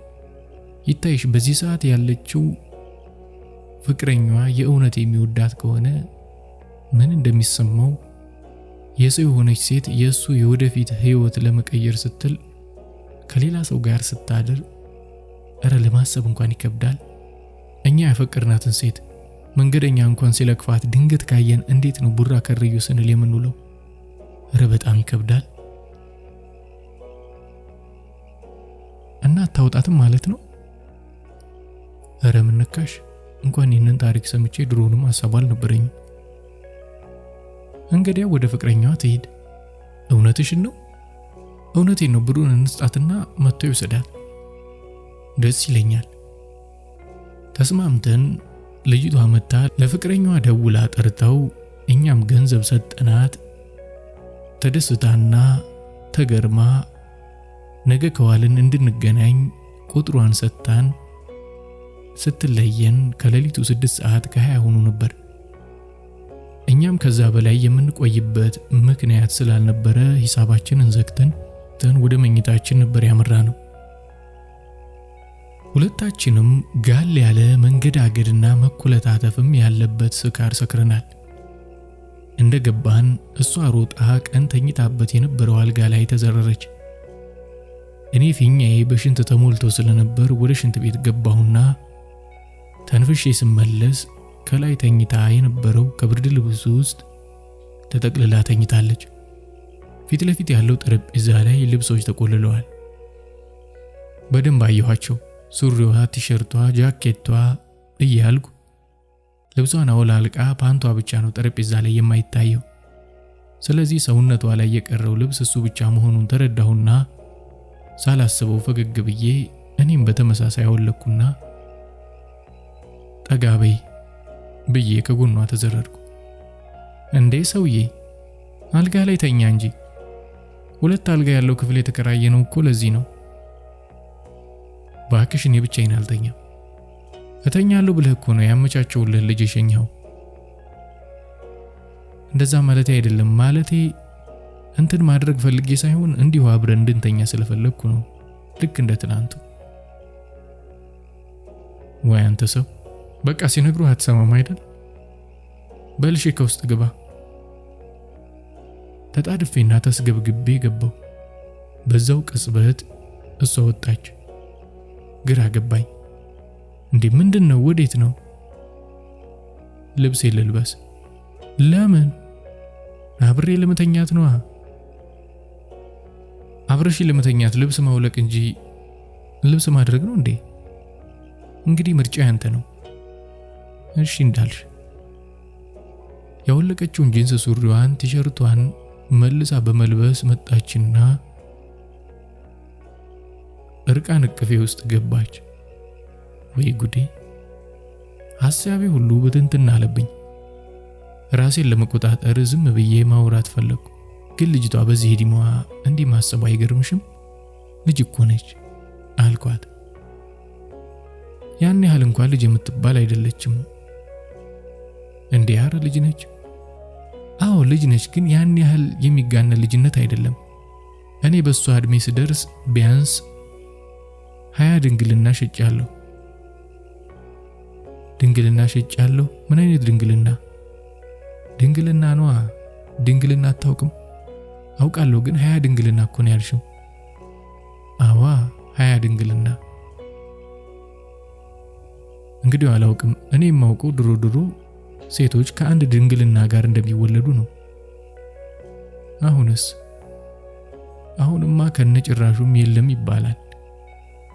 እንግዲያው እኔ በ15 ዓመቴ ላይ ጀምሬ ለ2 ዓመት ያህል ስራዬ ድንግልና መሸጥ ነበር።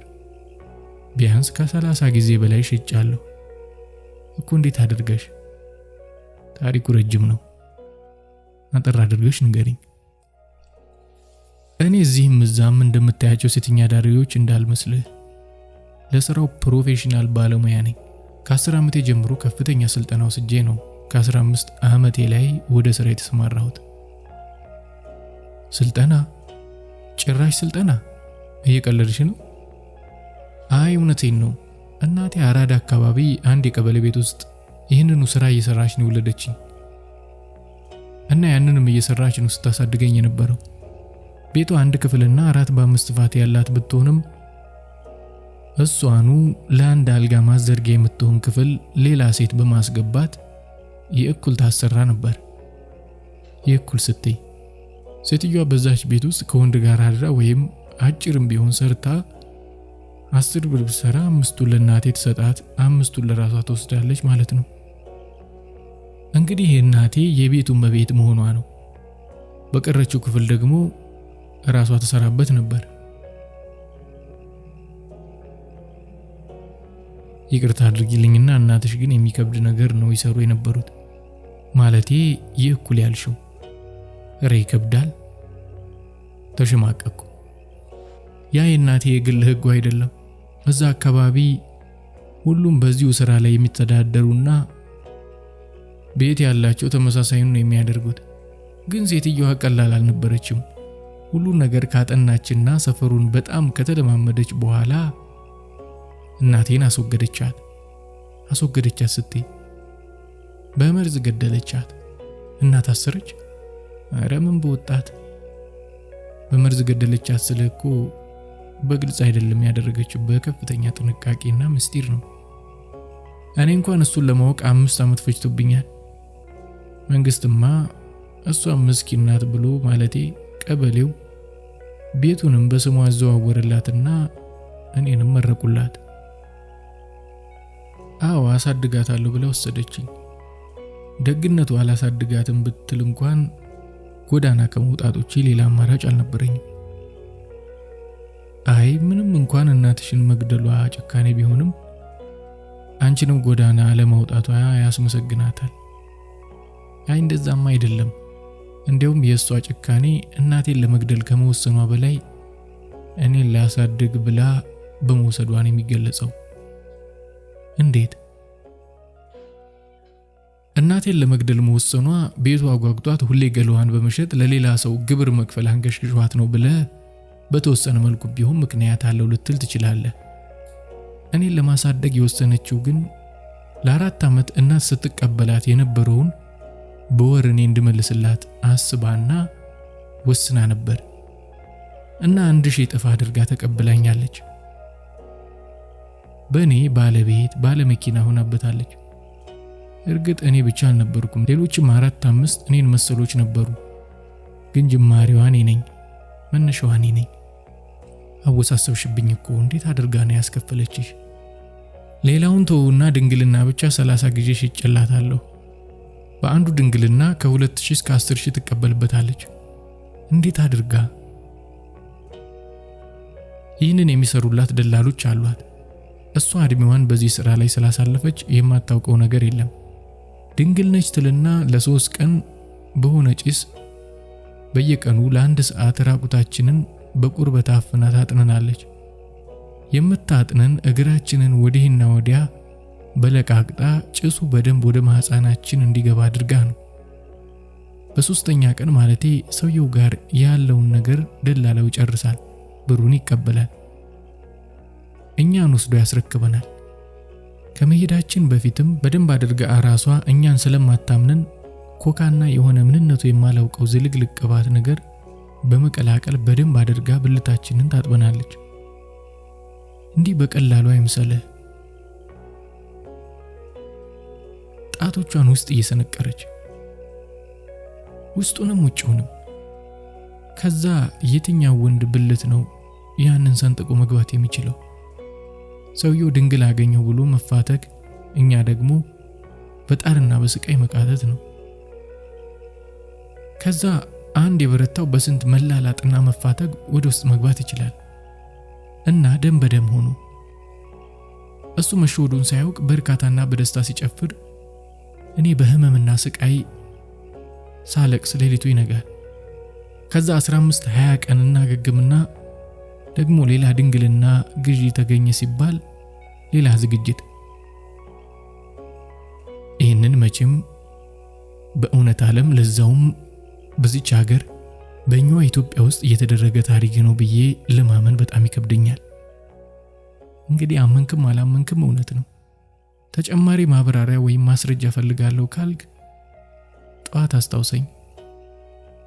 አሁን ግን እቀፈኝና እንተኛ፣ እንቅልፍ እያንገላጀጀኝ ነው አለችኝ። ኧረ እሺ ብዬ ጭምቅ አድርጌ ያቀፍኳት። ጸጥ አልኩ። ወደ እንቅልፍ ዓለም የሚያደርስ በፍትወት አምሮት ውዑታ የታጀበ ጸጥታ።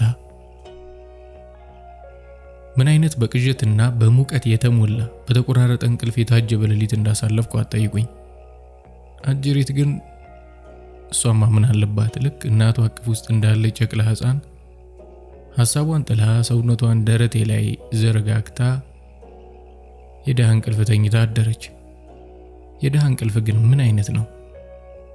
ይህን ለማወቅ አንድ ምሽት ላይ የአዲስ አበባን ጎዳናዎች ዞር ብሎ መቃኘት በቂ ግንዛቤ ለማግኘት ይረዳል ብዬ አስባለሁ። የደሃ እንቅልፍ ስፕሪንግ ፍራሽና ኮምፎርት ብርድ ልብስ አይጠይቅም። የደሃ እንቅልፍ በሐሳብና በስጋት አይቆራረጥም። የደሃ እንቅልፍ ከቅዠት ይልቅ በንጹህ ህልም የተሞላ ነው። የደሃ እንቅልፍ ከፍርሃት ይልቅ በእፎይታ የተከበበ ነው። ደህና ህልም ይወዳሉ። ህልም የድብቁ ምኞታችን ምንዛሬ ነው። ቅዠት ደግሞ የፍርሃታችን ነጸብራቅ ነው። ደሃ ምኞቱን በሰላማዊ እንቅልፍ ውስጥ ያልማል። ሀብታሙ፣ ሙሰኛው ወይም ወንጀለኛው የፍርሃቱን ነጸብራቅ በሆነ ቅዠት ሲቃትት ያድራል። አንዳንዴ ህልማዊው ዓለም ከእውነቱ ዓለም በተሻለ ፍትሃዊና ምክንያታዊ ድርጊቶች የሚከወኑበት፣ የተሻለ ደስታ የሚገኝበት፣ ምኞታችንን የምንኖርበት ዓለም ነው። በዛም ምክንያት በህልማችን እንደ ውስጣችን ምኞት የምንኖርበትና ጣፋጭ ደስታም የምናገኝበት ዓለም ነው። ስለዚህ ህልም ለድሃው፣ ለጭቁኑና ለተገፋው እንደ ማካካሻ ተፈጥሮ የሰጠችው ጸጋ ይመስለኛል። ለዚህ ነው ከረጅም ተከታታይ ህልም ጋር ረጅም እንቅልፍ የተወለደው። ተረቱስ ድሃ በህልሙ ቅቤ ባይጠጣ ኖሮ ንቃት ይገለው ነበር አይደል የሚባለው? አንድ ድሃ በአይን ፍቅር የተዳፈነላትን አህማ ላይ ከላይኛው ማህበረሰብ ወይም ከዝናው ጣሪያ ላይ ያለችን ሴት አግኝቶ አናግሮ አሳምኖ ወደ ማረፊያ ክፍል ይዟት ገብቶ ልብሱን አውልቆና አስወልቆ ስሞና ተስሞ ያሻውን የሚያደርገው በህልሙ ነው። በጣፋጭ ህልሙ የሙሉ ደስታው ማህተብ የሆነውን የዘር ፍሬውን እስከ ምርጨት ያደረሰውን ሐሴት የሚያጎናጽፈው ህልም ነው። እና ድሃ እንቅልፍና ህልም እንዲህ ይመሳሰላሉ። ያ ማለት ግን ሀብታም ሁሉ እንቅልፍ አልባና ህልሙ የማያምርለት ነው ማለት አይደለም። ረጅም ያልተቆራረጠ እንቅልፍ ከጣፋጭ ህልም ጋር በህይወቱ የታደለ ሀብታም ካለ በምድር እያለ እንደጸደቀ ቁጠሩት። እርግጠኛ ሆኜ መናገር እችላለሁ። እንደዛ አይነቱ ሀብታም ሀብቱ ውስጥ ምንም አሻጥር፣ ምንም ዘረፋ፣ ምንም ያልተከፈለ የሰው ላብ የለበትም። ለዛ ነው በሀብቱ ላይ የድሃ እንቅልፍ የታደለው። ለማንኛውም ወደ ዋናው ቁም ነገር ልመለስና እሷ ማለቴ የኔዋ ጂጂ ያልኩ እንዴ? ለ2 ቀን ሳይሆን ለ2 ዓመት አብሬያት እንደኖርኩ ነው እየተሰማኝ ያለው። ለዛ ነው መቀባጠሬ። ወይ ዘንድሮ መጨረሻዬን ለማየት ነው የጓጓሁት። 2 ሰዓት ላይ ስልክ ተደወለልኝ። ስልኩ ከቤት ነው የተደወለልኝ። አነሳሁት። ሄሎ ማዬ። ሰላም ነህ ልጄ? የእናቴ የደከመና የተቆራረጠ ድምፅ። አዎ ሰላም ነኝ። ምን ነው በጠዋት? ሰላም ነው አይደል? አረ ሰላም ነው። መቼ ነው የምትመጣው? እሱን ልጠይቅህ ነው። ነገ እመጣለሁ። ምን ነው የምትፈልጊው ነገር አለ? ምን ይዤልሽ ልምጣ? አይ ምንም አልፈልግም። ቶሎ መምጣት አለ መምጣትህን ብቻ ለማወቅ ነው። እማዬ ምንድን ነው የተፈጠረው? ድምፅሽ ትክክል አይመስልም። ያው እናቴ አይደለች? ያለችበትን ሁኔታ በድምጿ ቃና አውቃለሁ። አረ ሰላም ነው። ብቻ ምን? ልቤ ተሰቀለች። ልጅቷ ሄዳለች። የቷ ልጅ? ግራ አጋባችኝ። የቷ ልጅ ነው ሄደችው? ወዴት ነው ሄደችው? ለምንድን ነው ሄደችው? ምንም ሊገለጽልኝ አልቻለም። ፋጤ ነቻ ሰራተኛዋ። እንዴ ምን ሆና? ልጄን ሴት አድርጋ? ራሴን መቆጣጠር አቃተኝ።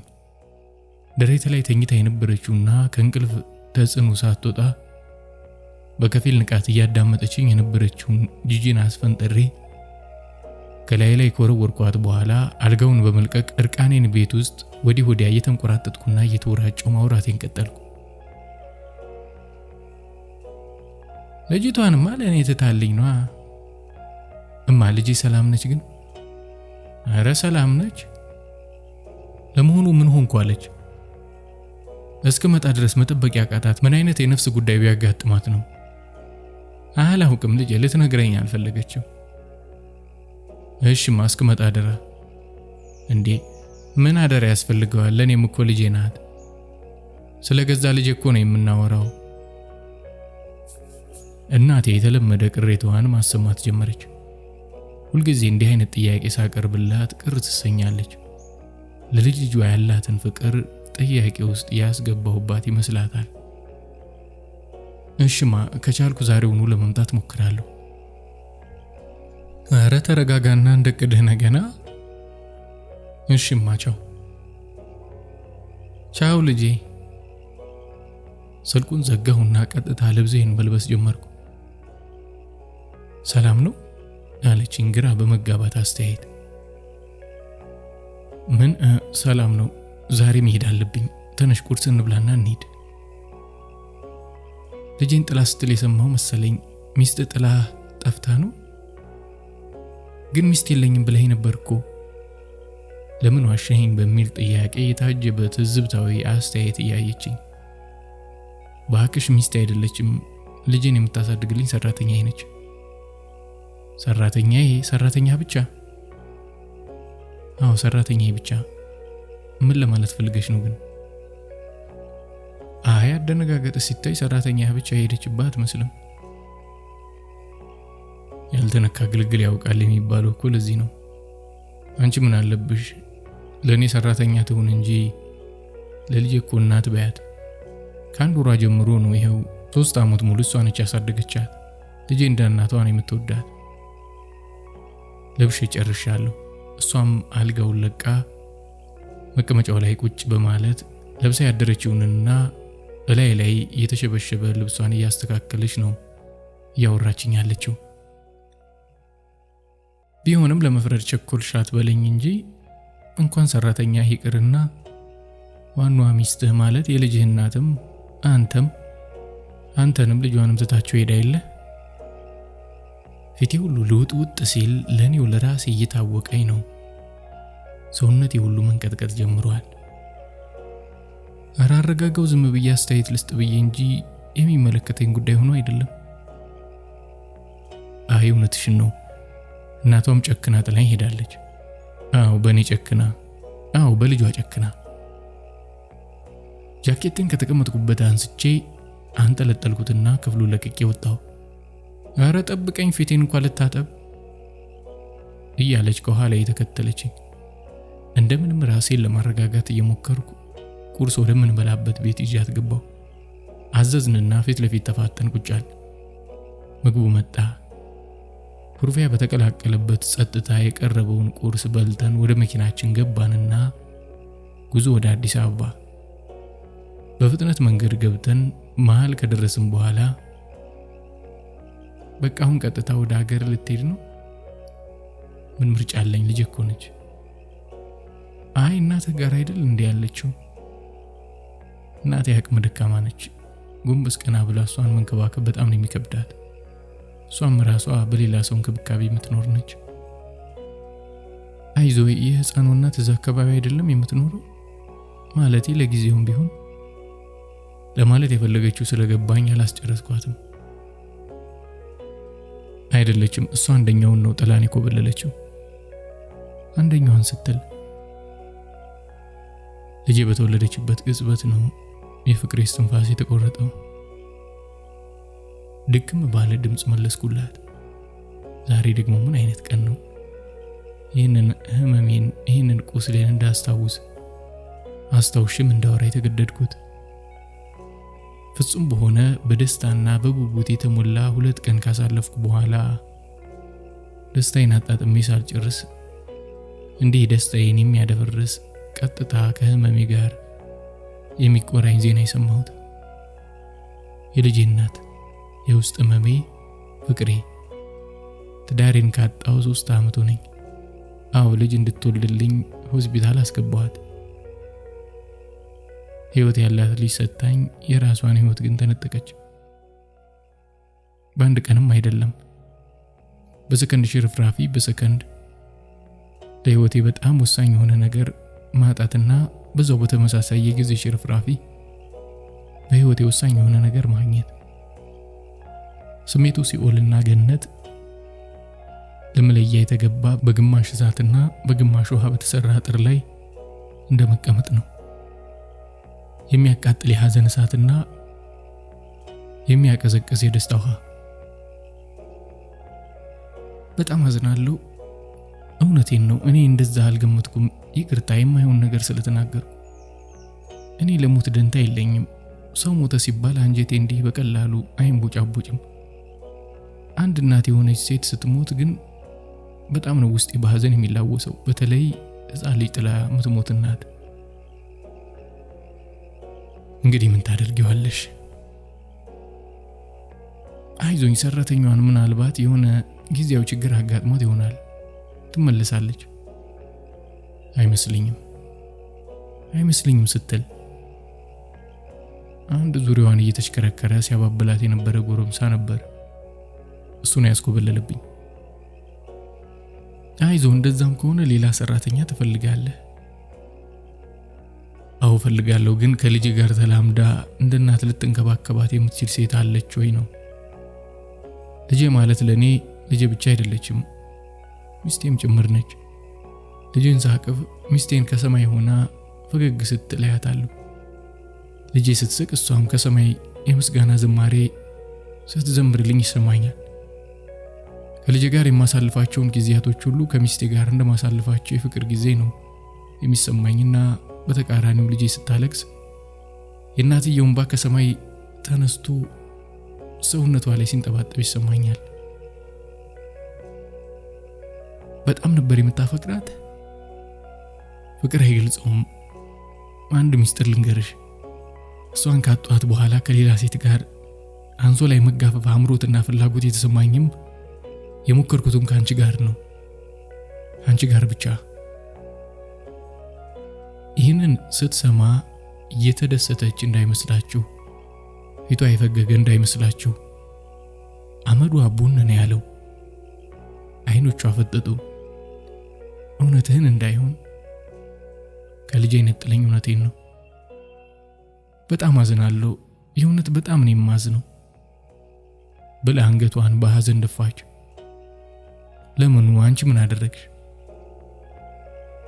ምንም ባላደርግም በአጋጣሚው አዝናለሁ። ከኔ ጋር መገጣጠም ትክክል አልነበረም። ለአንተ የሚያስፈልግ ትክክለኛ ስሜትህን የምታክምልህ እንጂ ከአንተ የባሰ የተዘበራረቀ ስነ ልቦና ላይ ያለች ሴት አልነበረም። ያ ያንቺ ሐሳብ ነው። እኔ ግን ባሳለፍነው ነገር በጣም ደስተኛ ነኝ። ቢያንስ ለዓመታት ተዳፍኖ የኖረውን ስሜቴን መነቃቃት ችሏል። ሲለምኑኝና ሲፈታተኑኝ የምበረግግ ሰውዬ አሁን እኔ ራሴ ስጭኝ ብዬ መለመን መጀመሪያ ራሱ ትልቅ የለውጥ ተስፋ ነው። እንዳልክ አንተ ሳናውቀው እኮ አዲስ አበባ ገባን። ይገርማል። ሹፌሬ ሳሪስ አካባቢ እየጠበቀኝ ስለሆነ በዛ ነው የምንሄደው። ከዛ የፈለግሽው ቦታ እናደርስሻለን። የምትፈልጊው ቦታ? አይ ስቴዲየም ከጣልከኝ ይበቃኛል። ኧረ ችግር የለውም። ደግሞ ሁኔታዎችን አስተካክዬ በቅርብ እመጣለሁ። በቅርብ ሌላ ስብሰባ አለ ማለት ነው? አይ የለኝም፣ አንቺ ጋር እመጣለሁ። እስከዛው በየቀኑ ደውልልሻለሁ። የእውነትህን ነው? ባለማመን ጠየቀችኝ። አዎ እውነቴን ነው። ቢያንስ ከ15 ቀን በኋላ መጥቻ ይሻለሁ። ደስ አሰኘኸኝ። ማለቴ የሆነ ማላውቀው አይነት ስሜት እንዲሰማኝ ያደረከኝ። ማለት ምን አይነት ስሜት? እኔ እንጃ። ልትለየኝ ስትል መፍራት ብቻ አላውቅም። አይኖቿ እንባ ቀረሩ። እኔም እንዲህ ባለ ሁኔታ ባንለያይ ደስ ይለኝ ነበር። ብሸኝ ቅር ይልሃል አለችኝ። ግራ ገባኝ። ብሸኝ ስትይ እስከ አምቦ አብሬ ብሄድና እዛ ድረስ ብሸኝ? እውነትሽን ነው? ከመደንገጤ ብዛት ሳላስበው ተሳስቼ ፍሬን ያስኩና መኪናዋን አቆምኩት። ከኋላ ከሚከተለ መኪና ጋር ተጋጭቼ ነበር። ለጥቂት ነው የተረፍኩት። አው በትራንስፖርት እመለሳለሁ። ሹፌር ግን ማለቴ ወሬ ምናምን የሚደብር ከሆነ ጣጣ የለውም። አረ ችግር የለውም። እንደውም ቆይ አልኩና መኪናዬን ዳራሴ ያቁሜ ስልክ አወጣውና ደወልኩ ሹፌሬ ጋር። እኔን ፍቃድ መጠየቅ ፈርቶ እንጂ 1-2 ቀን አዲስ አበባ መቆየት እንደሚፈልግ አውቃለሁ እና ፈቀድኩለት። በደስታና በምስጋና ተቀበለኝ። የጋራ ጥቅም ማለት አይደል? እሱም ጉዳዩን ይፈጽማል፣ እኔም ነፃነቴን አገኛለሁ። በይል እንዳው ወዴት ያለሽ እንዴ? ልሸኛ አላልሽም? ወደ አምቦ ነዋ። እንግዲያው ነዳው አለችኝ። በደስታ ከመጨፍገግ በወጣ ስሜት እንዳለችው ነዳሁት። ከዚህች ወፍ ጋር ወደ አምቦ በመጓዝ ላይ እንዳለው ማመን ያቃተኝ። ደግሞ ሰራተኛዬ ልጅን ጥላ መሄዷን ዜና በመስማት የተነሳ ድፍርስርስ ያለው ስሜቴ አሁን ፈካ ብሏል። ፈካም ብቻ ሳይሆን ዘናም ብያለሁ። የባጤ ቁጡን እየቀባጠርን ጊንጪ ደርሰናል። ጂጂ ማለቂያ የሌላቸው ከሆረር ፊልም እየተቀዱ የሚመስሉ የግል ታሪኮችን በጣፋጭ አንደበቷ እያወራችኝ ነው። እኔም መኪናዬን በደመ ነፍስ እያሽከረከርኩ በተመስጦ እያዳመጥኳት ነው። አሳዳጊ ማለቴ የእናቴ ገዳይ እና የቤታችን ወራሽ ሮማን ትባላለች። ስሟ ያምራል አይደል? ለነገሩ ስም ብቻ አይደለም መልኳም ያምራል። ዘንካታ የቤት እመቤት ነው የምትመስለው። ረጋ ያለች ያነጋገር ለዛ ያላት ከፊቷ ፈገግታ የማይለይ ንጹህ ሕፃን ፊት ባለቤት የሆነች ሴት ነች። የእግዚአብሔር ሥራ ግን አንዳንዴ በጣም ያስገርመኛል። እንዴት? ንግግሯ ስላልገባኝ ጠየኳት። ያን የመሰለ ማራኪና አሳዛኝ ገላ ውስጥ እንደዚህ ያለች ከሲኦላዊ ጨለማ እየተቀመመ የክፋት ማምረቻ መጋዘን የሆነ ነፍስ ማስቀመጡ እሱ ነው ብለሽ ነው እንደዚህ ያደረገው? አይ እሱማ ላይሆን ይችላል፣ መቼስ የፈጠረን እግዚአብሔር የሚባለው አካል ከሆነ ብዬ ነው።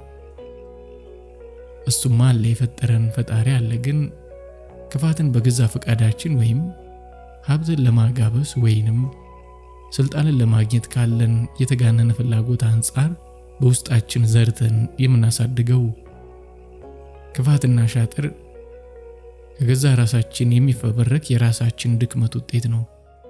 ማለት ሰይጣንም ቢያግዘን ማለቴ ነው። ይሁንልህ እኔ የሰው ልጆች የራሳቸውን ክፋትና ኃጢአት ኃላፊነት ላለመቀበል ሲሉ በሰይጣን የሚያሳብቧት ነገር ስለማትመቸኝ ነው።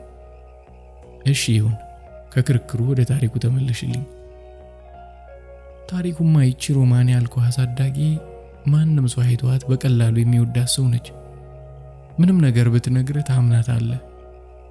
አንደበቷ ቁጥብና በጣም ልስልስ ነው። ትንኝ ለመግደል ስትንቀጠቀጥ እንደምትመለከት ታደርጋለች። በጨለማ ግን የሕፃን ልጅ አንገት ጠምዝዞ ለመቀንጠስ ሰከንድ አታመነታም። ተመልካች ባለበት ልትጎርስ ያለችውን ጉርሻ ከአፏ ዳር በመመለስ ምንተ ማርያም ብሎ ደጇ ለመጣ ለማኝ ስታጎርስ ለተመልካች በማሳየት ማስደመም እየተካነችበት ነው። በስውርና በጨለማ ግን ስትዘርፍና ባዶ ስታስቀር የውስጥ ፓንተህን እንኳን አትተውልህም። እጣት ላይ ያለውን 3 ግራም ቀለበት አልወልቅ ካላት ጣትህን ቆርጣ ለመውሰድ አታመነታም። ኧረ የሲኦል ማፊያ ያደረግሻት እኮ። የሲኦል ትላለህ? ከነሱ ባትብስ አይደል? እና እናቴ ትሙት እኔ የ9 ዓመት ልጅ ነበርኩ ብያለሁ አይደል? ከ3 ወር በኋላ ነበር ሌብነት ያስተማረችኝ። ሌብነት ስትይ ሌብነት ነዋ። እሷ መጀመሪያውኑ እኔን አሳድግ ብላ ስትረከበኝ ያው እንደነገርኩ በየዋህና አሳሳች ፊቷ እንባዋን እያራገፈች ጉያዋ ውስጥ ወሽቃ ጸጉሬን እያሻሸች የእናቴዋ አደራ አለብኝ ባልወልዳትም ለኔም ልጄ ነች፣ ካሁን ወዲያ የምኖረው ለሷ ነው። እናትየዋ እህቴ ነበረች። ስትሞት አደራ በምድር የሰጠችውን በሰማይ ይቀበልሻለሁ ብላኛለች። ለሞት እህቴ የገባሁትን ቃል አላጥፍም። ይህንን በመሰሉ የማንንም ልብ በቀላሉ የሚያባቡ ቃላቶችን በመጠቀም ብዙ ነገር ቀባጥራን የተረከበችኝ። እሷ ግን እኔ ላይ ታላቅ እቅድ ነበራት። እኔን ለማሳደግ ስትረከብ አንድ ለመተዳደሪያው ታክሲ እንደገዛ ሰው ነበር የተፍነከነከችው። እና ሌባ አደረገችኝ ነው የምትዩ? በገረሜታና ባለማመን ጠየኳት።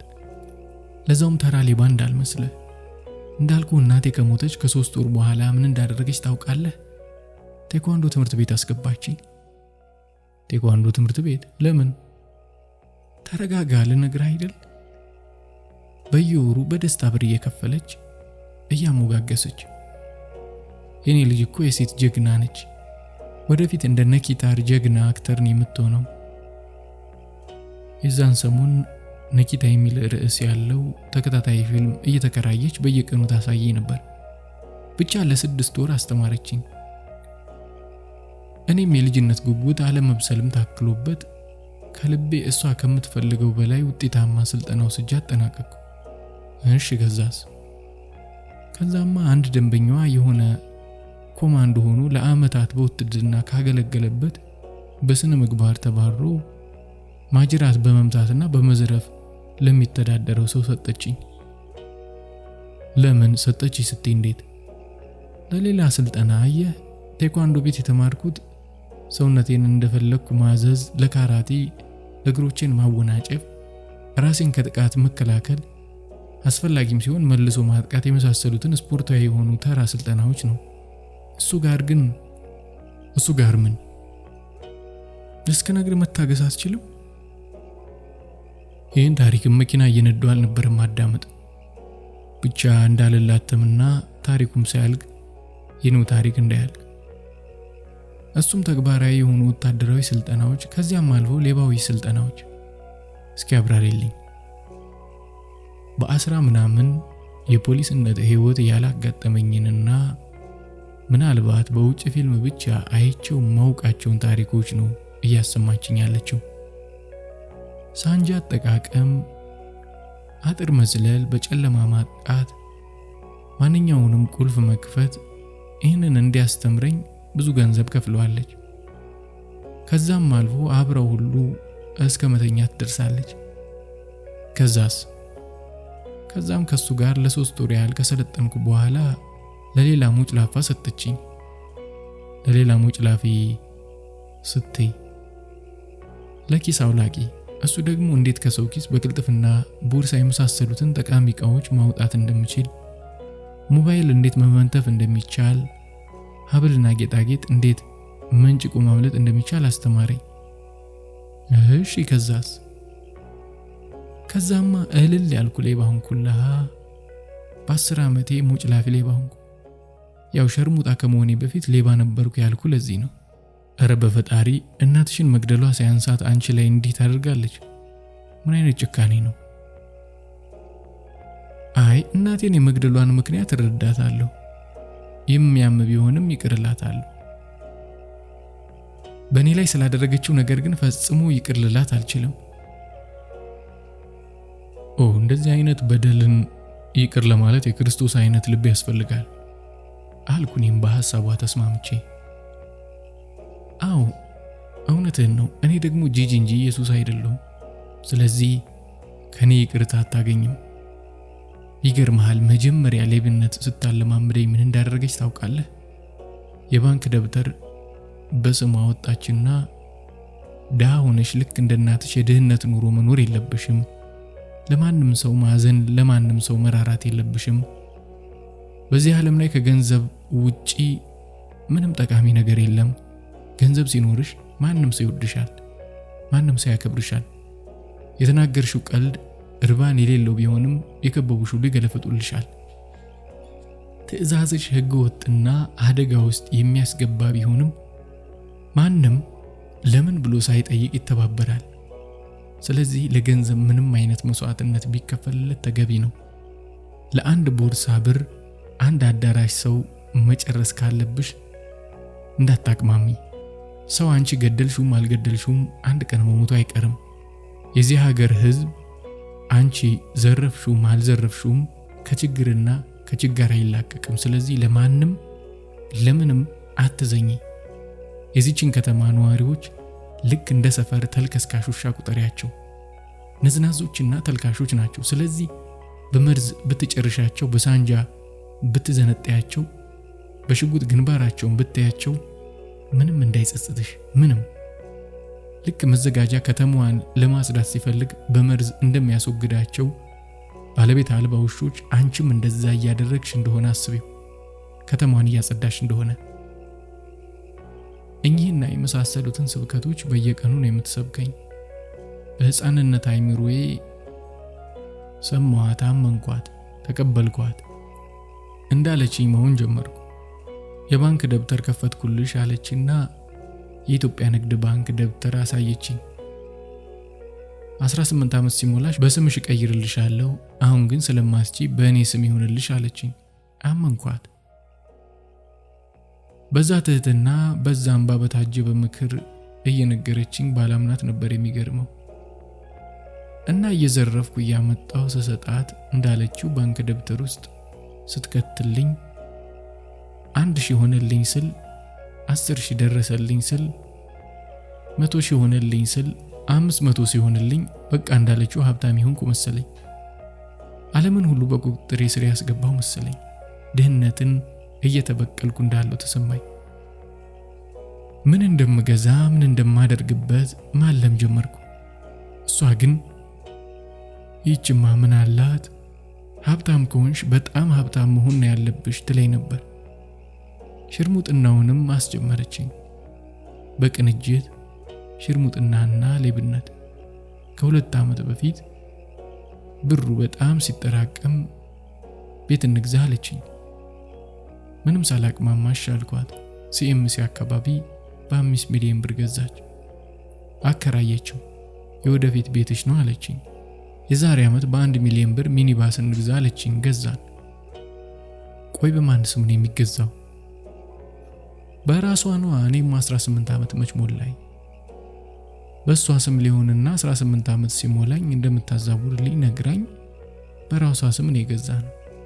ግን ይገርምሃል፣ በተለይ ሚኒባሱ ሲገዛ 18 ዓመት ሞልቶኝ ነበር።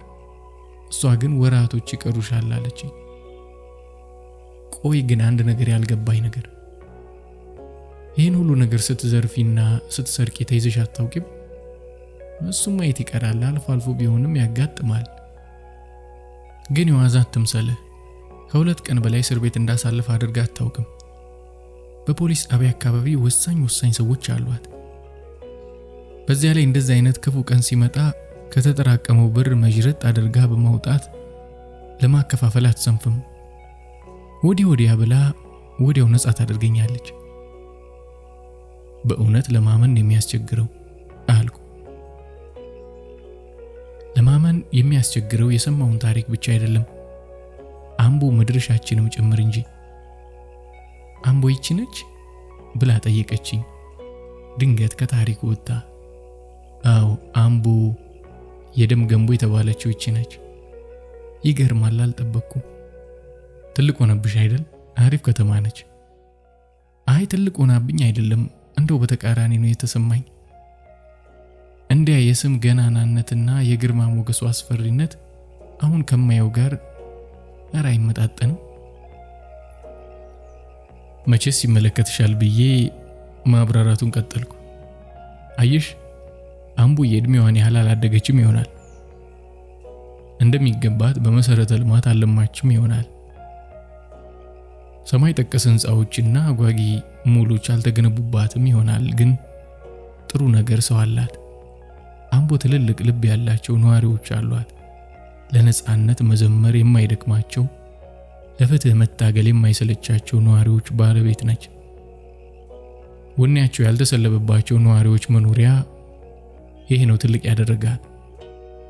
ይሄ ነው ግርማ ሞገሷ፣ አስፈሪ ስሟ በአፍ የሚሞላ የሆነው። የአንድን ሀገር ትልቅነት መጠን መለኪያ የድንጋይ ድርድርና የመስተዋት ቁልል አይደለም። የአንድ ሀገር ወይም ከተማ ትልቅነት የሚመነጨው ከነዋሪዎቿ የአንድነት ጥምረት፣ መንፈሳዊ እሴት፣ ቁሳዊና ባህላዊ ሀብት ነው። ዋናው ሰው ነው።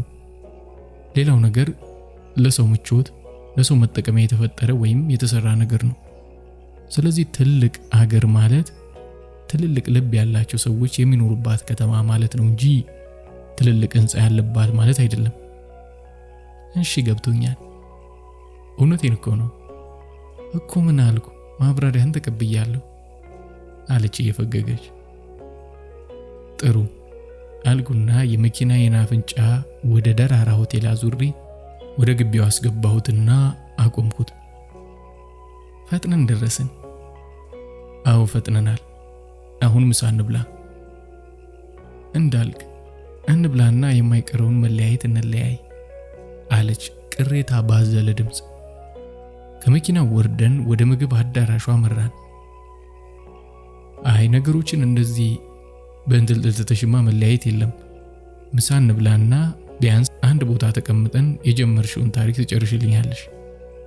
1 ሰዓት ይመሽብሃል ያለች መስሎኝ 1 ሰዓት ግድ የለሽም ደርሳለሁ አልኳት። መድረሱ አይቀርም። የጀመርኩልን ታሪክ ለመጨረስ ቢያንስ 1 ዓመት አብሬ መኖር አለብኝ። እና አብረሽኝ ልትኖር ያሰብሽ እንዴ? ተሳሳቅን። ክፍል 2 ይቀጥላል።